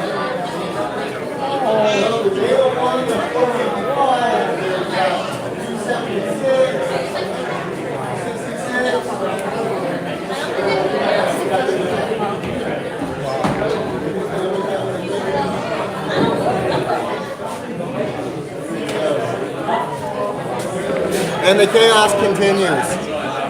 So we're actually going to put, we got new camera people here, so I don't drop it. You guys want to go around and, Your dad's gonna just kind of film and just walk around? Just walk around? Yeah. Okay.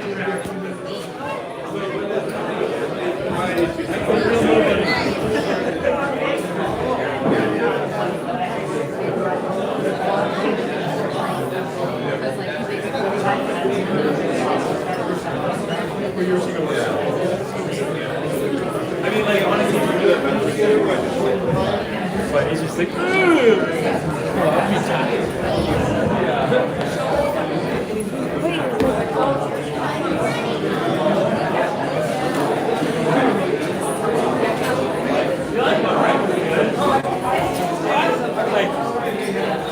I'm hoping that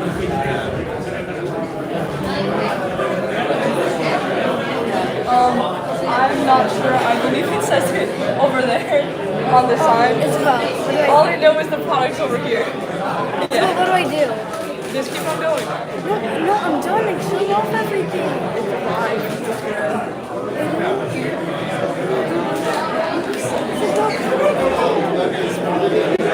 No, I can't. Can you stop?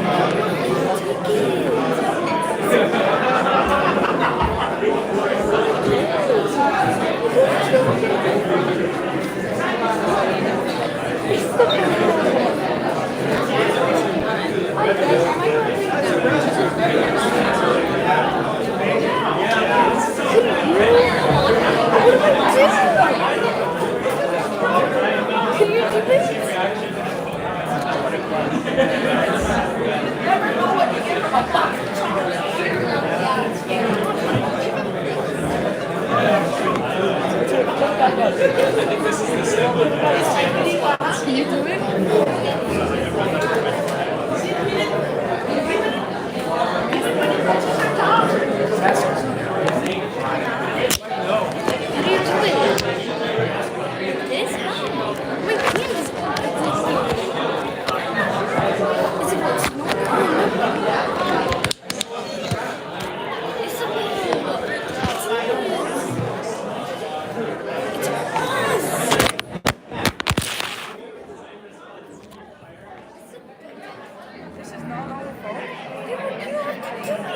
I can't do this when I'm supposed to be working this. Well, I don't know how to do it. Can you do it? Like, is it Put it on this. It's like,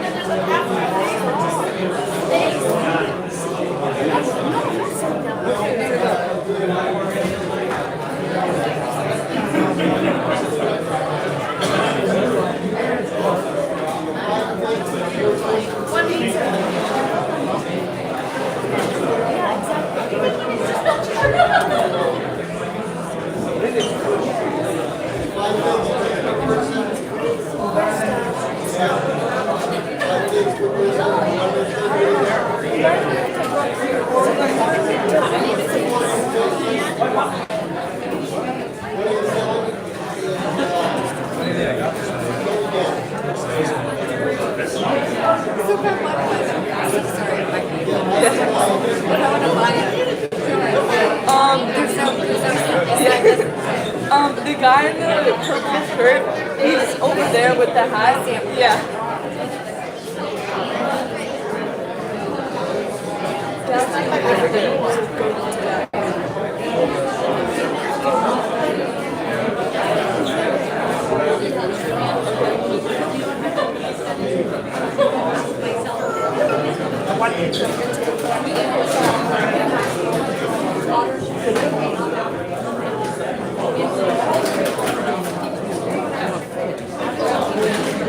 Remember too, if you like anything, you can always be flight tasting. They're on our website. So overnight, the big tasting. This is what's the variety.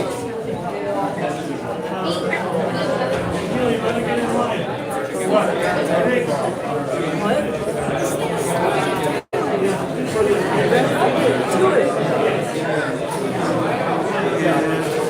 Whitewash. Yeah, gotta have that.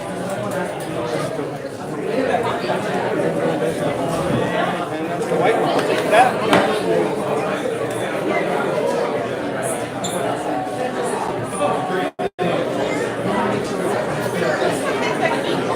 Your dad is awesome. I see you. You guys are stars. Thank you guys.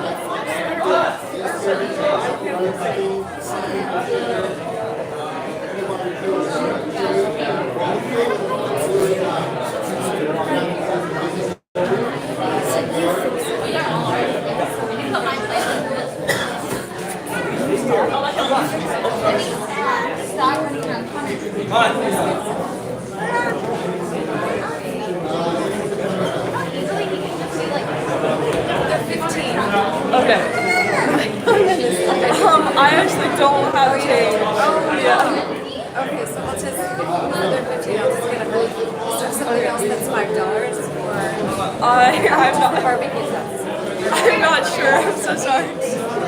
So Okay. 15, so I guess I can get 20, so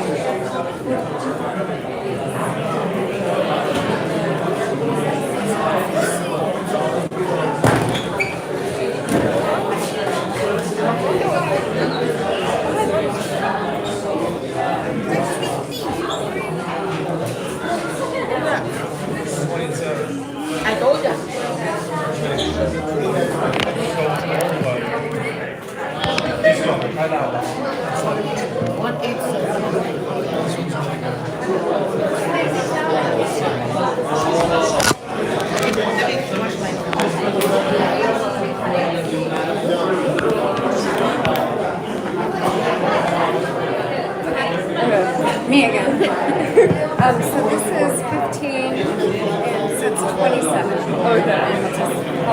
Okay. Okay. Thank you.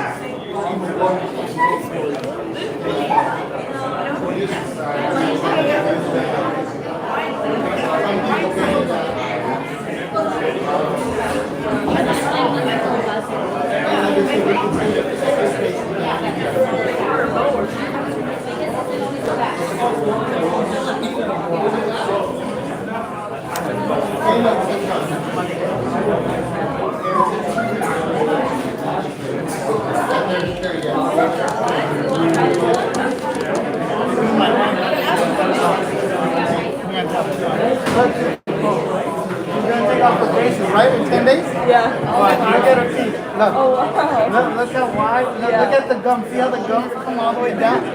Huh? But look at her gum. Are you gonna get the Invisalign? No.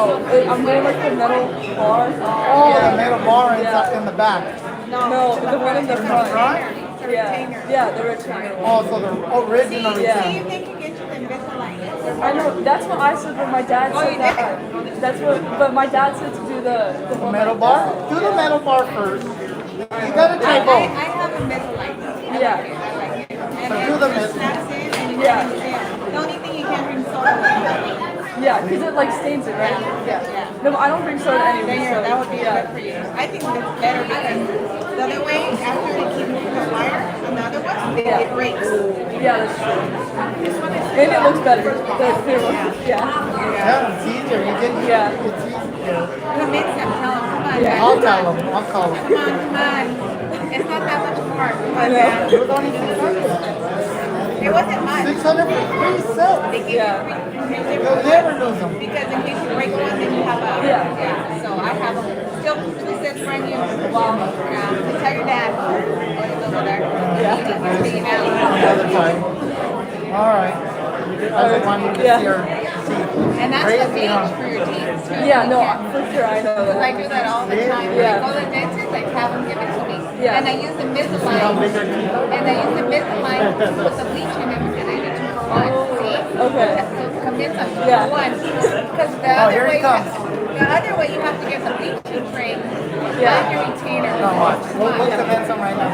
That's gonna be like $4 what? Huh? That way we can say bye to them anyway. So how much I mean, is it the term for rodents and rabbits and stuff like that too? This one is yes, but this one's mostly for like the leaves. Like it's a spray. Compared to this one comes with a powder and an oil vial. And this one, like, all you have to do is add water. And this one, depending on the amount of water added, it can be a tree paste, brush on, or a foliar spray.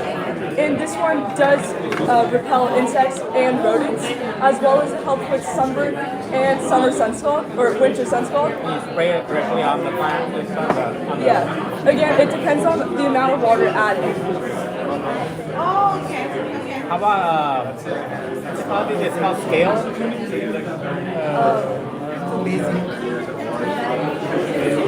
Little black bugs. Oh, yeah. This repels most insects and rodents. Like, it works very well. How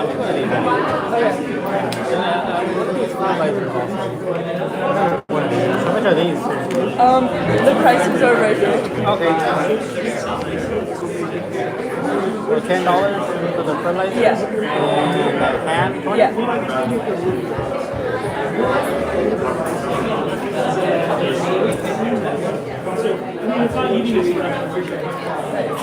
Thank you.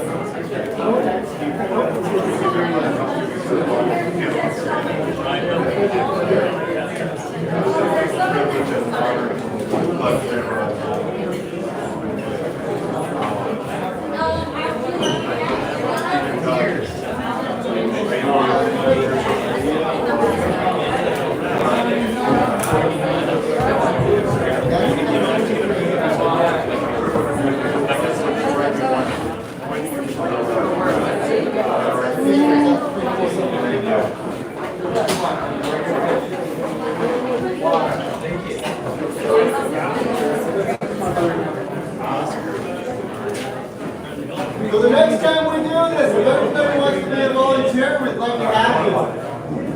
That's so good.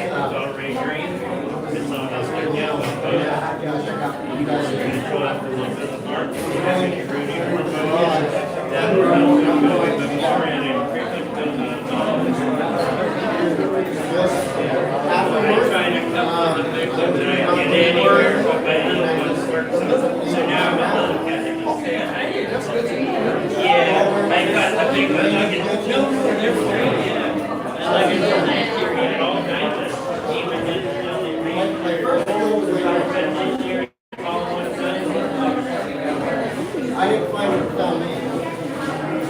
That's the why. That was is a ranch that we grew up on, my grandparents' place. Check the camera. Is the camera good? Now I know it's a seedling because it's actually growing out of the sprinkles.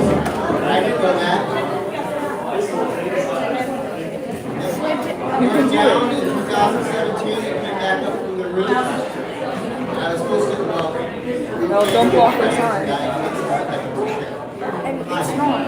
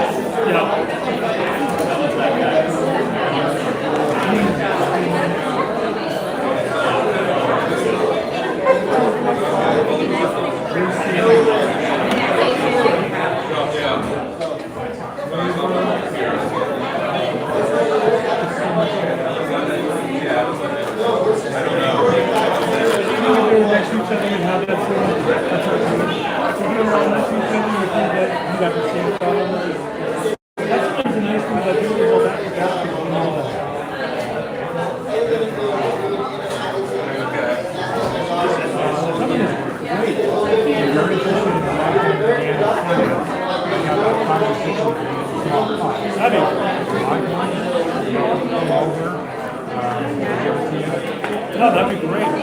Yeah, it'd be interesting if someone came down by. Somebody do this to stream it? Yeah, the Fig Hunter. On the Fig Hunter YouTube channel. Is anybody watching? I am not sure.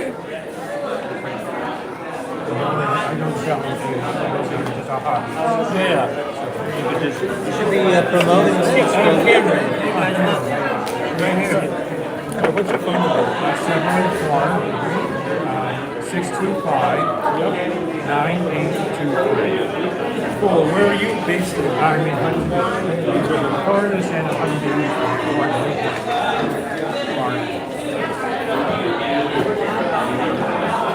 Yeah, we might be expanding some of I'm really enjoying the. I'm going to give you my second phone number, my home number.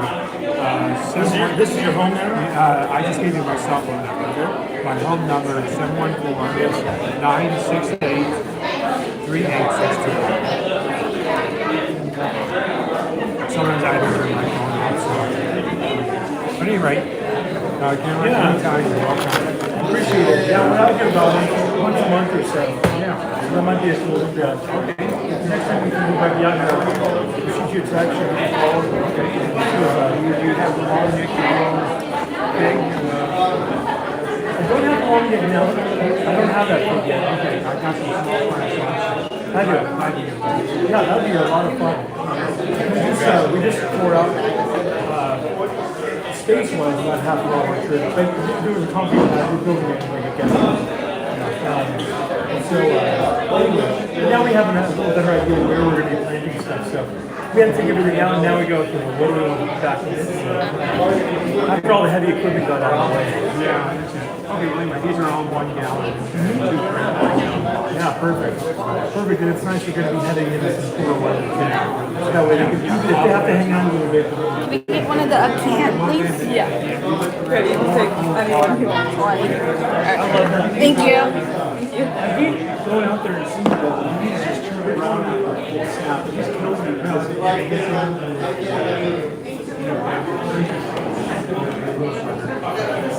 I've seen where many times we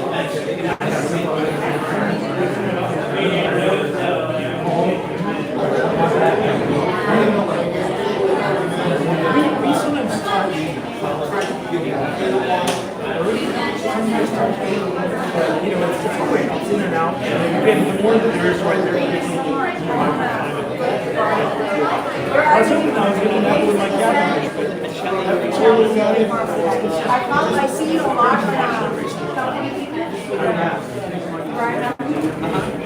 If it's not good, I might just baby it. Even if it's cold, I'll try it.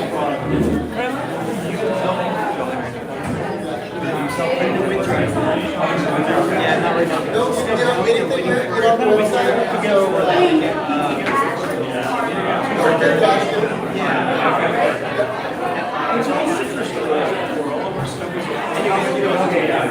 So at the winter, we also bring out some lunch pots for you. It's nice for just the, I think we're close to go ahead to fire. But I'll just need to protect you. Once I know we're going to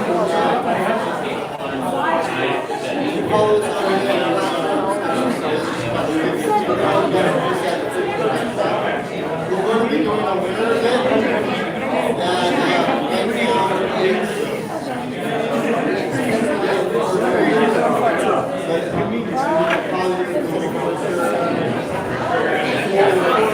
After the holidays.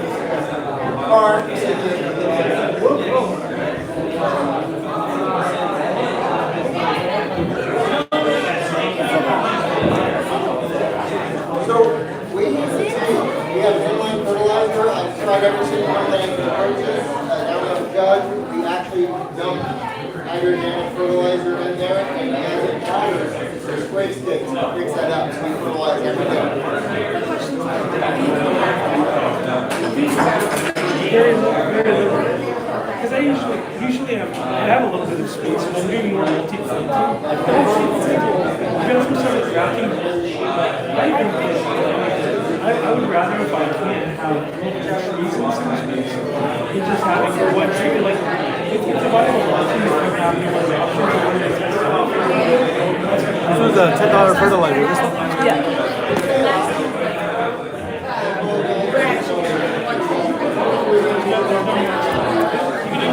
It just has to do with how the structure is. And at a certain point, you're going to have like one small version.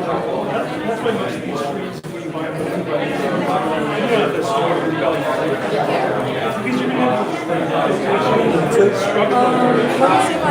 Oh, you're going to get two? Okay. There's no actual maximum. You have the structure for it, you know. Right now, on the ground, it's very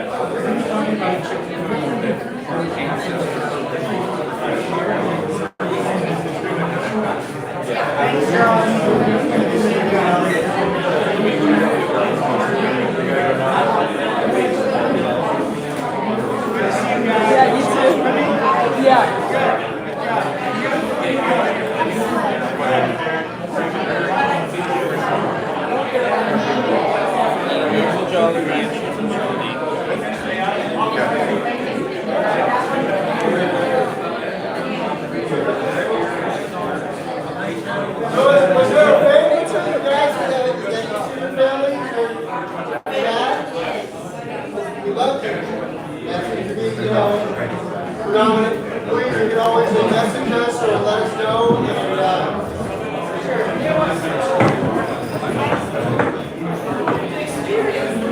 it's not going to be good today, but there'll be a code up there specifically for this.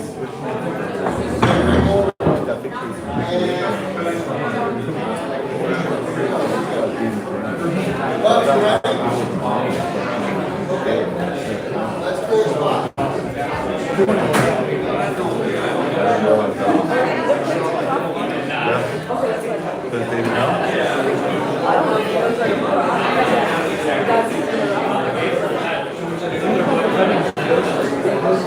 Those are free. Those are for sale. And no, I don't. Somebody was asking me. I go just for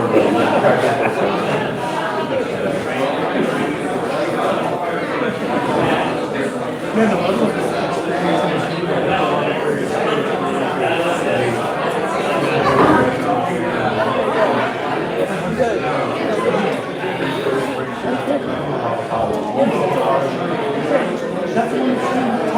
Yeah. I didn't know that.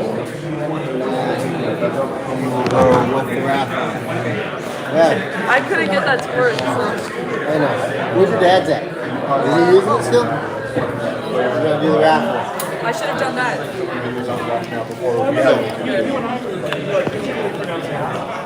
Yeah, we killed it off, but we'll put it back on. And now is the raffle. Here we go. Yeah, one of us sent it. Yeah. So we are doing the raffle.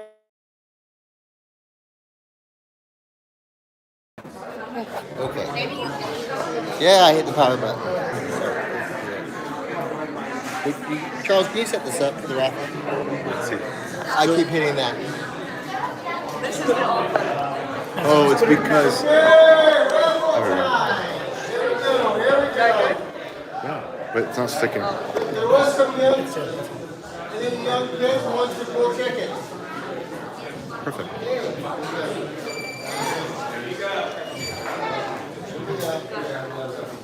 Yeah. Okay, so it's gonna be in row. We have 92.58. Whoa. 92.58.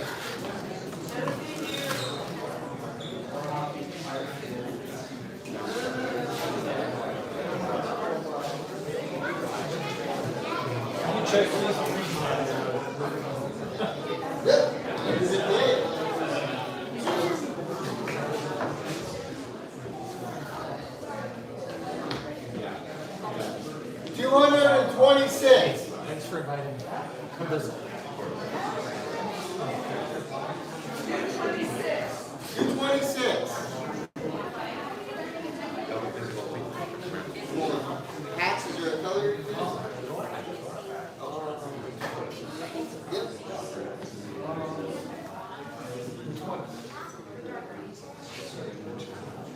The winner?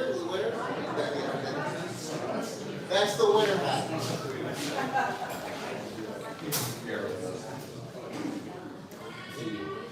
Yes.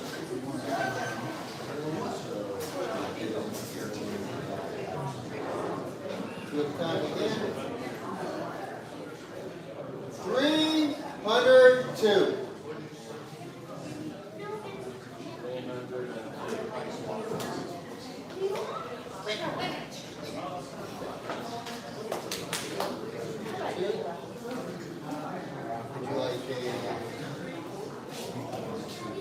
You want a shirt for yourself?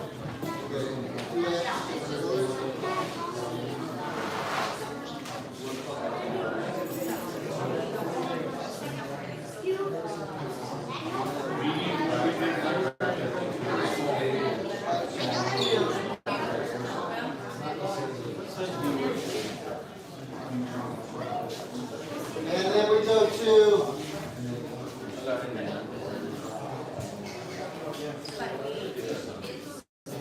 205. I got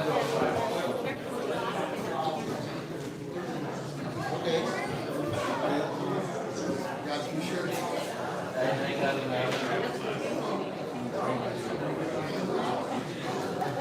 You want full tickets? You want full tickets? You want full tickets? You want to take the tickets out? With them? That would be amazing. Can you deal with them?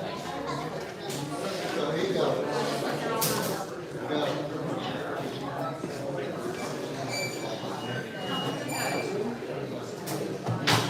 We'll take it out. Yeah?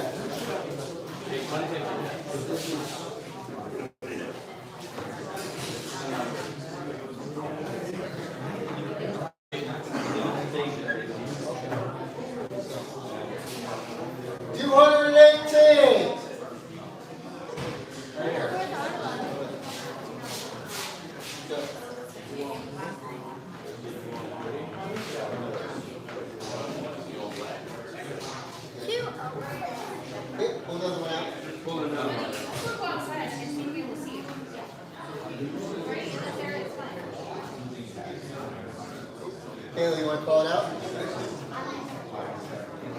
Well, okay. It's going right now. What number is it? 209. 209. Come on, you can use your big voice. You get 209. Okay, 209.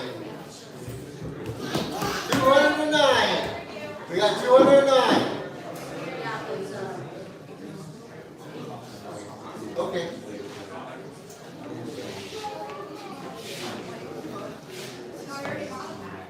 Sure?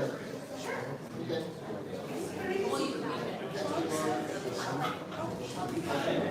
You get 2 shirts. 310.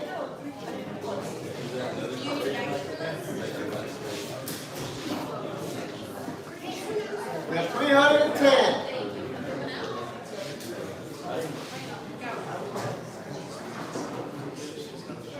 Is there 310? Okay.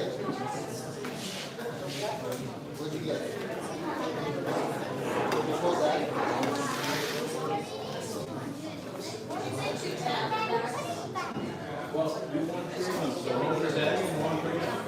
282.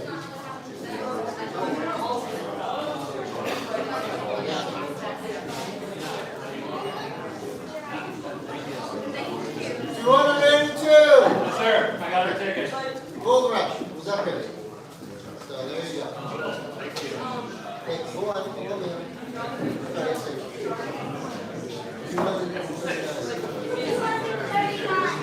He said 239. We got ourselves a pomegranate.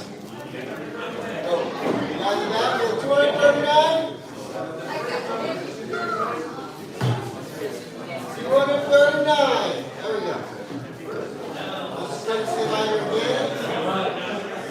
What do you got next?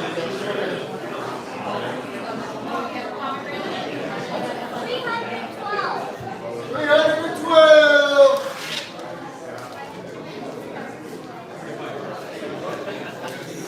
We got 312. Next one, you want helpful?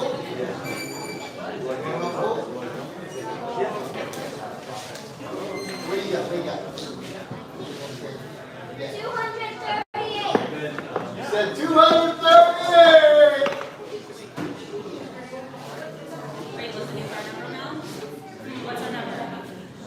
Awesome. 4-inch square. We love that stuff.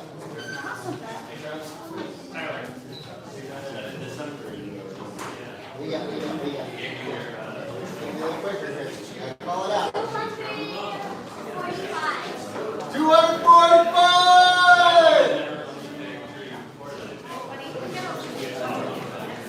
Winner. Here you go. And that.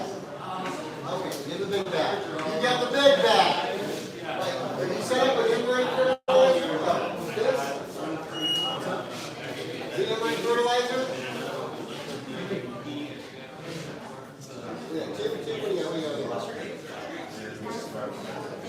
That's what you're called? 298. 298. Polygraph.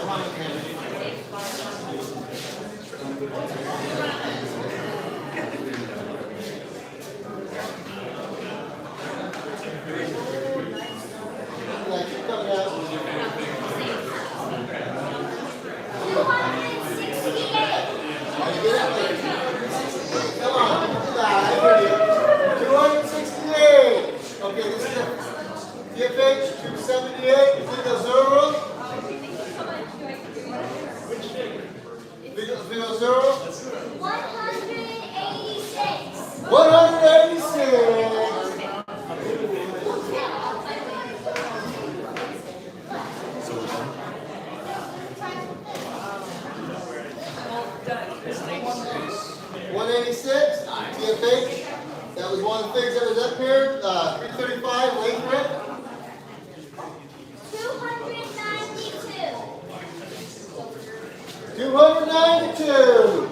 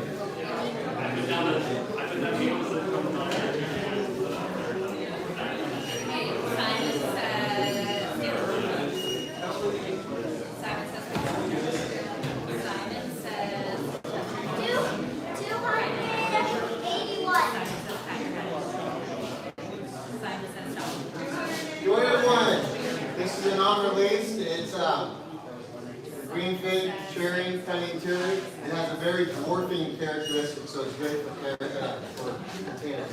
It's Paco de Vino. Of course, 2,000 you just leave it in. 265. 265.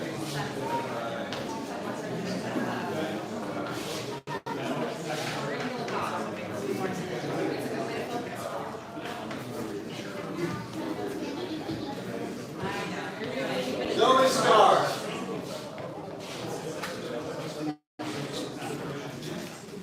293. 293.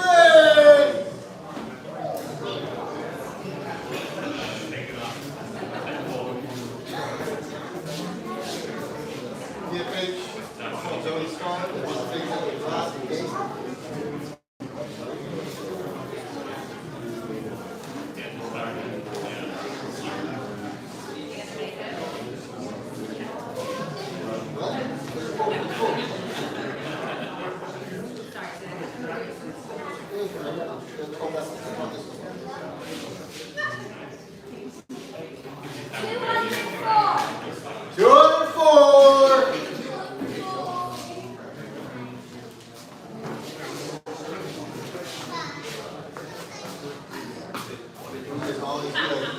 The blue is apple blue cheese with figs, and the other one is jalapeno cheddar.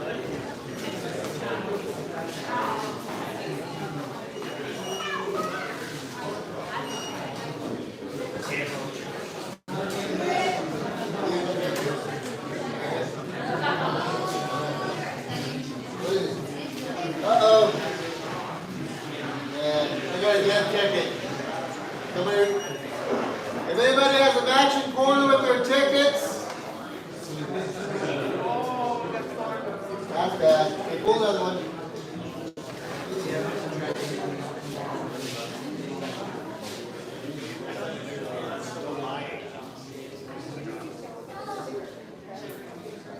225.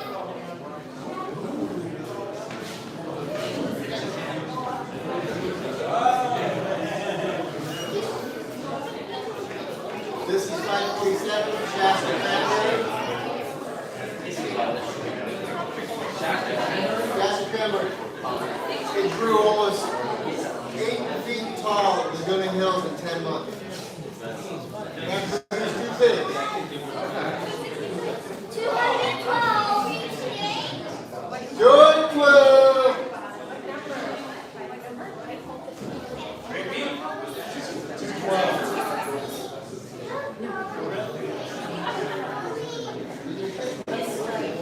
Is there 212? 212. Go once, go twice. Over here.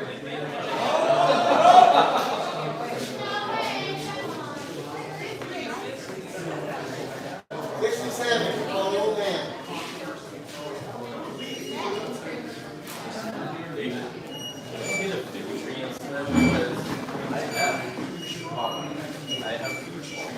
You trade out.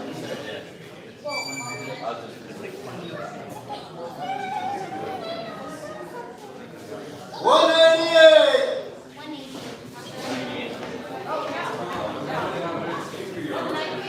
188.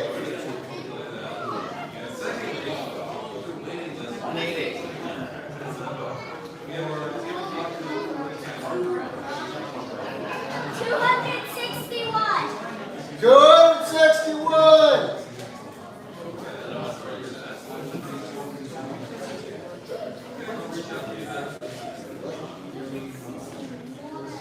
So this here is for air layering. If you have a tree and you're ready, you can start doing roots while it's still on the tree. It's a way of effectively pruning. Waters at the same time.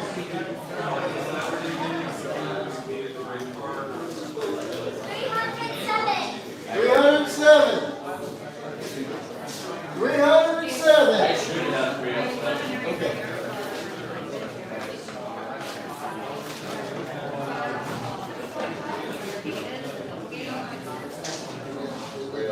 .307. There's top line. The only time you're ever excited to get dirt is a prize. I mean, it's Gary's top five. If I only had the room, I mean.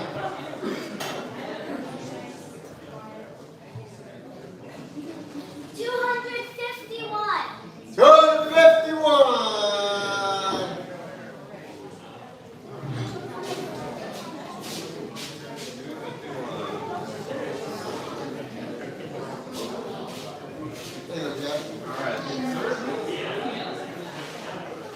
What else you got? What else you got?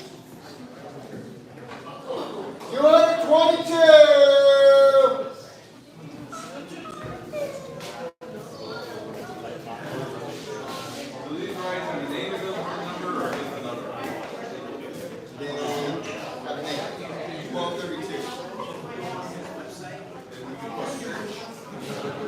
He wants to give you some food. So, we got 311.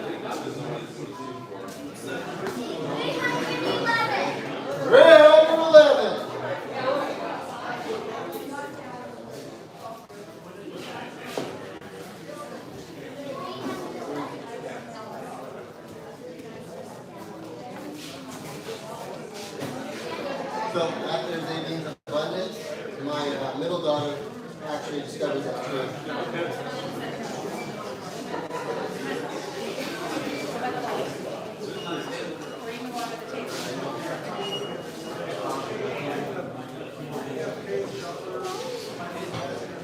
240. Good for it.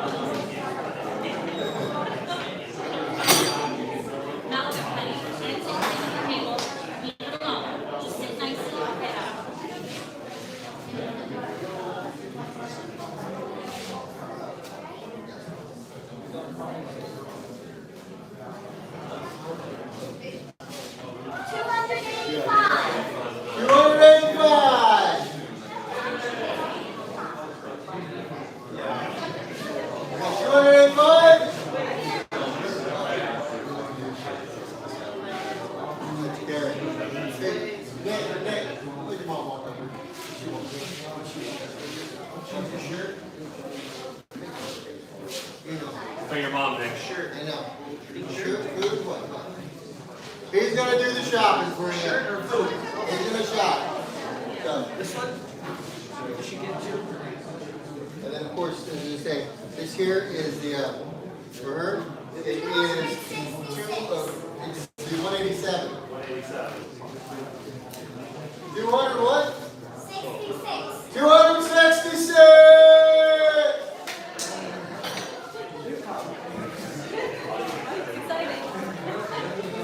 Right here, 392, Lucky.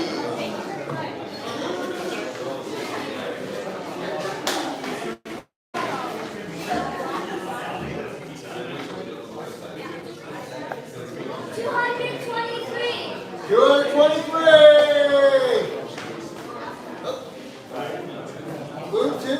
Okay. She's like, food and the cat. Here we go. Yeah. Spoil you. When you eat it, remember, you're healthy or you're eating good. Oh! 316!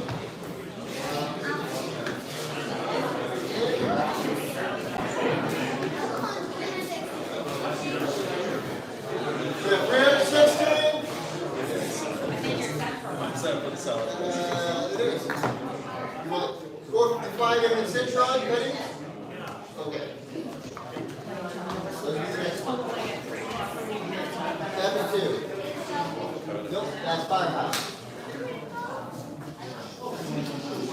230.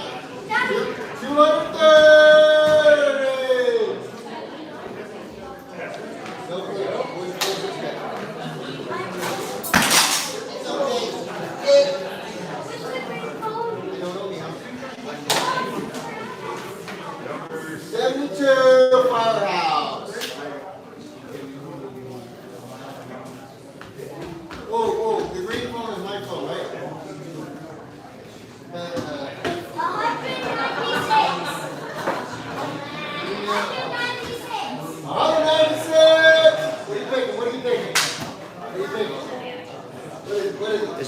is this good? You can 72's amazing. online. You did this promo code. Yeah. And how long is that good for? After that, 196. I'm not sure. Oh, okay. Hold on, you can pick after this. But yeah, I'm doing it. Right. Okay, cool. There's all these products in one. Thank you. 232. Okay.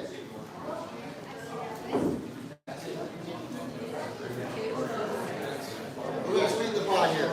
Let's sweeten the pot. Let's see that. The 187, the best thing is.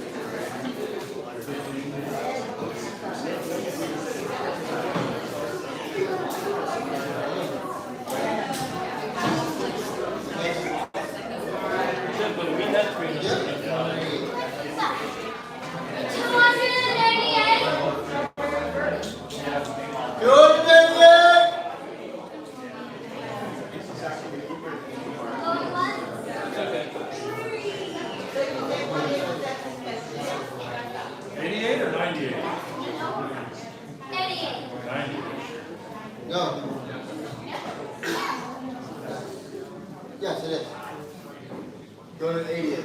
88. I'm 88. That's the one you want to call? Okay. 286.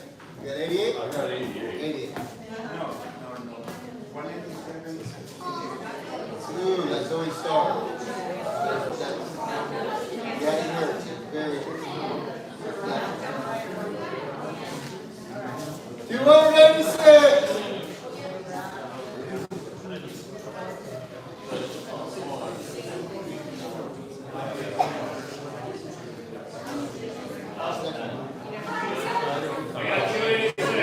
We got 286. Okay.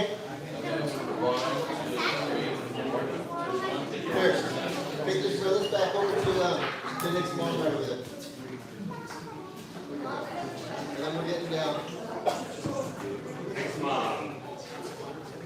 Right here. Yep. All right. 274.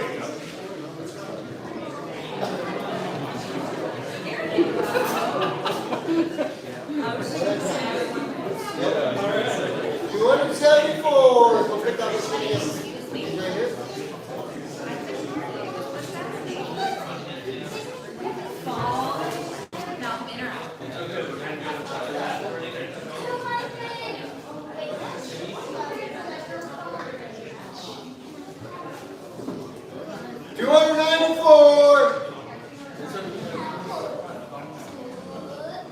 We got 294.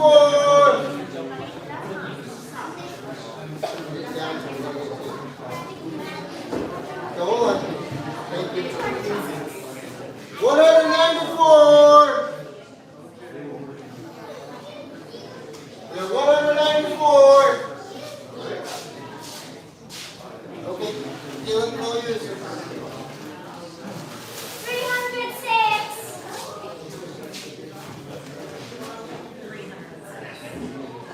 306. Oh, see? Look at that. You got cuttings and you got a...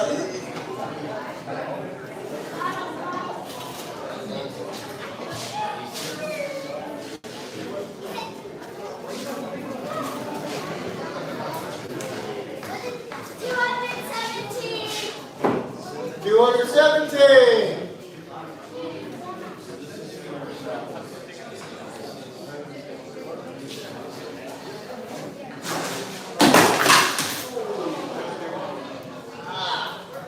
Now you know where they got the clumsy from. Huh? Those two.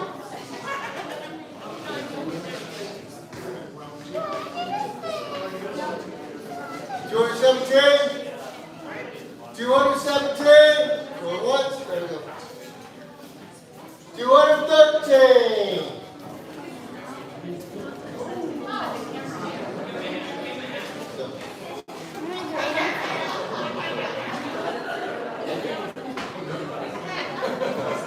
That is hope. It's a very good story of hope.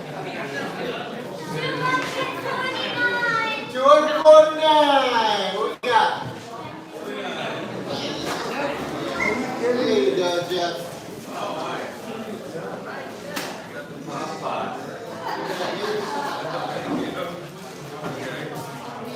Okay. Yeah. We're going to go to green.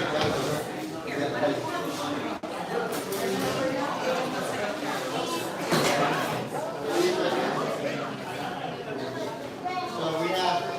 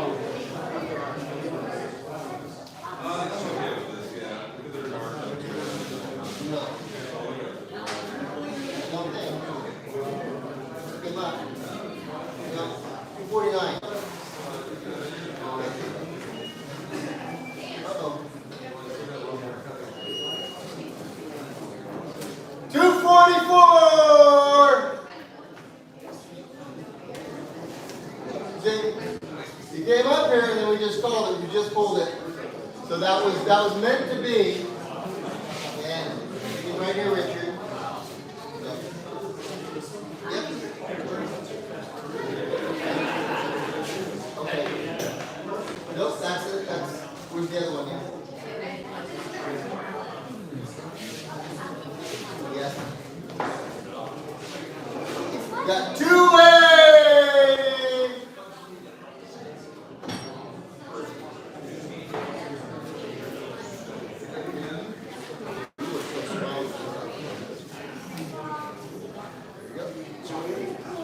And this is sequoia. And strawberries. So this is it. Hold on. We got 2. Uh-oh. Let's put it back in. You just got done with that. Was there anything else before you go in?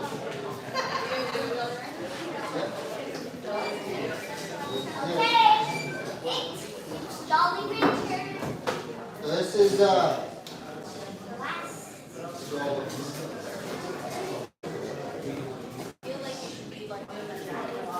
okay, what's the Jack in the Box? Here we go. Uh-oh. Keep coming out here. You gotta get new ones. Okay. 1 came out. 197!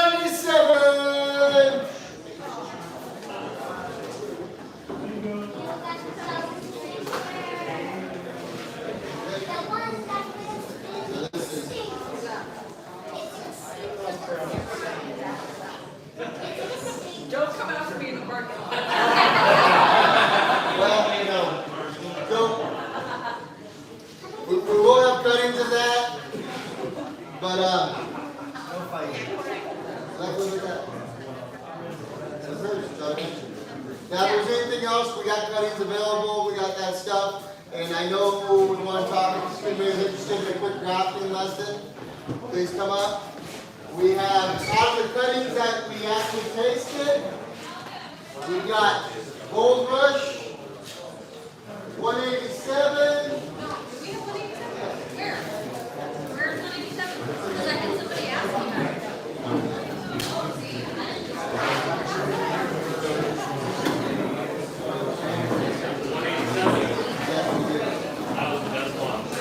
We gotta make some money real quick here.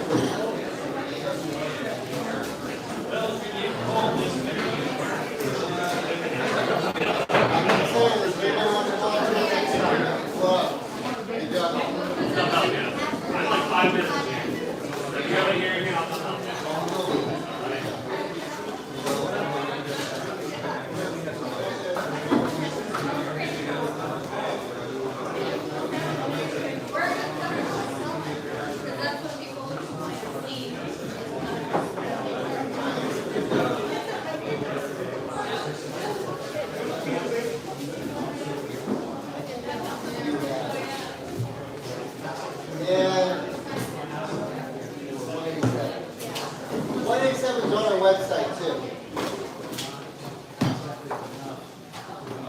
I didn't realize it'd be this popular.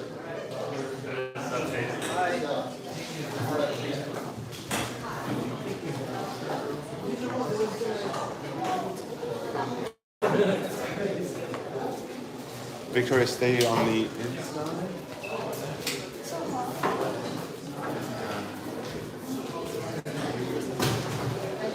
Someone see if we can get camera.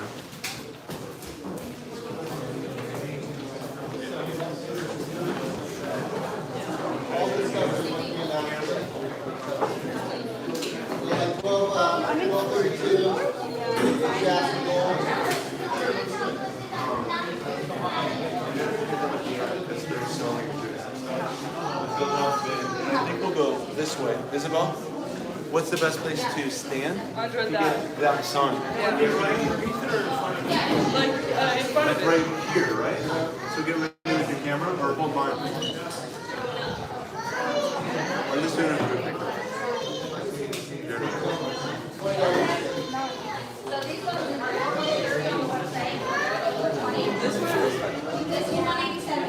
Why?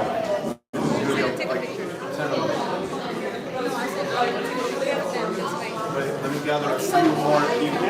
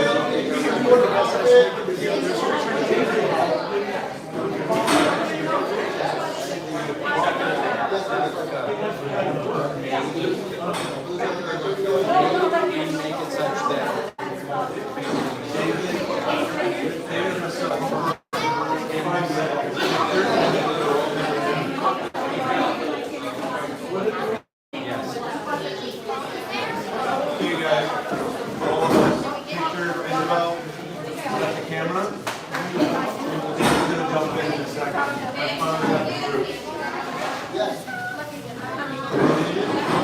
Round up. There we go, round up.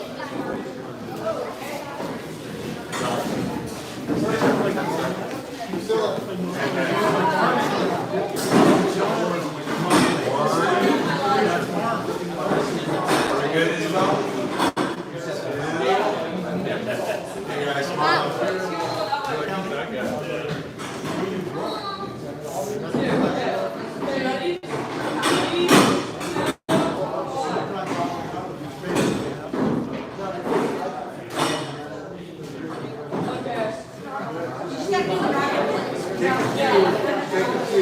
Thank you all.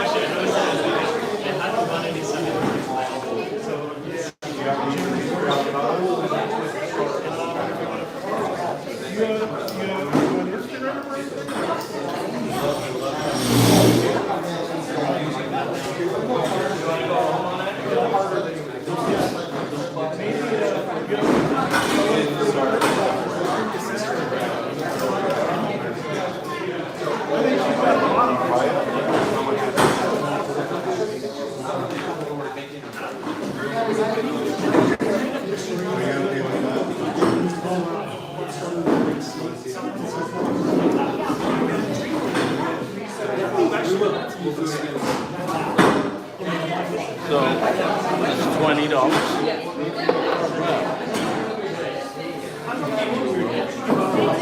I know I buy them for a lot more. Thanks.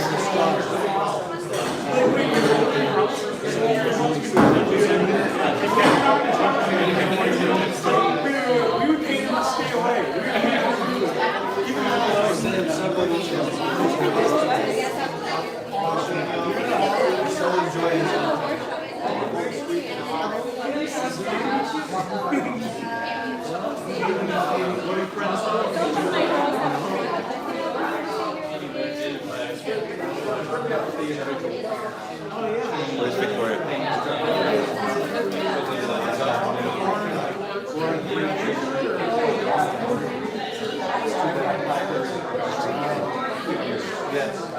My daughter is here.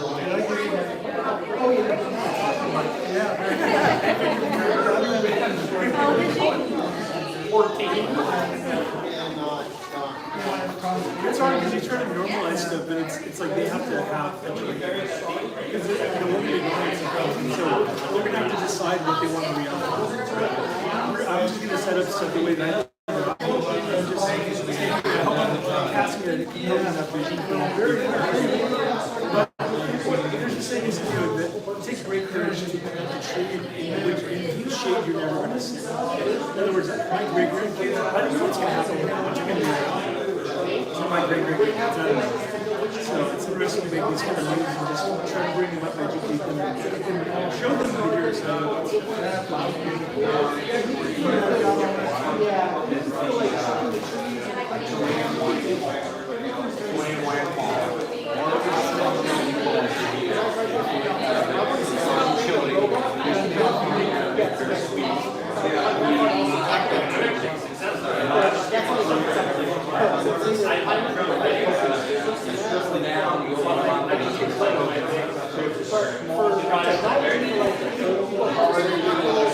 For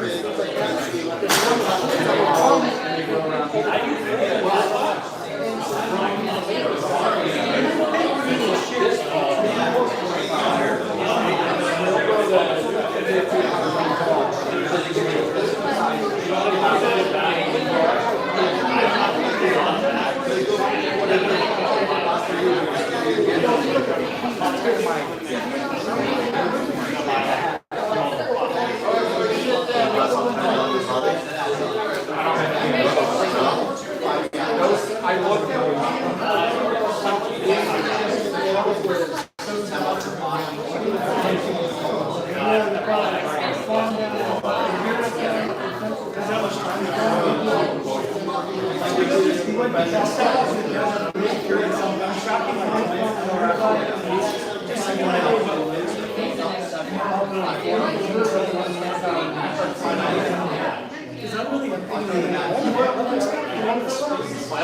actually liked it for a short while, but I've been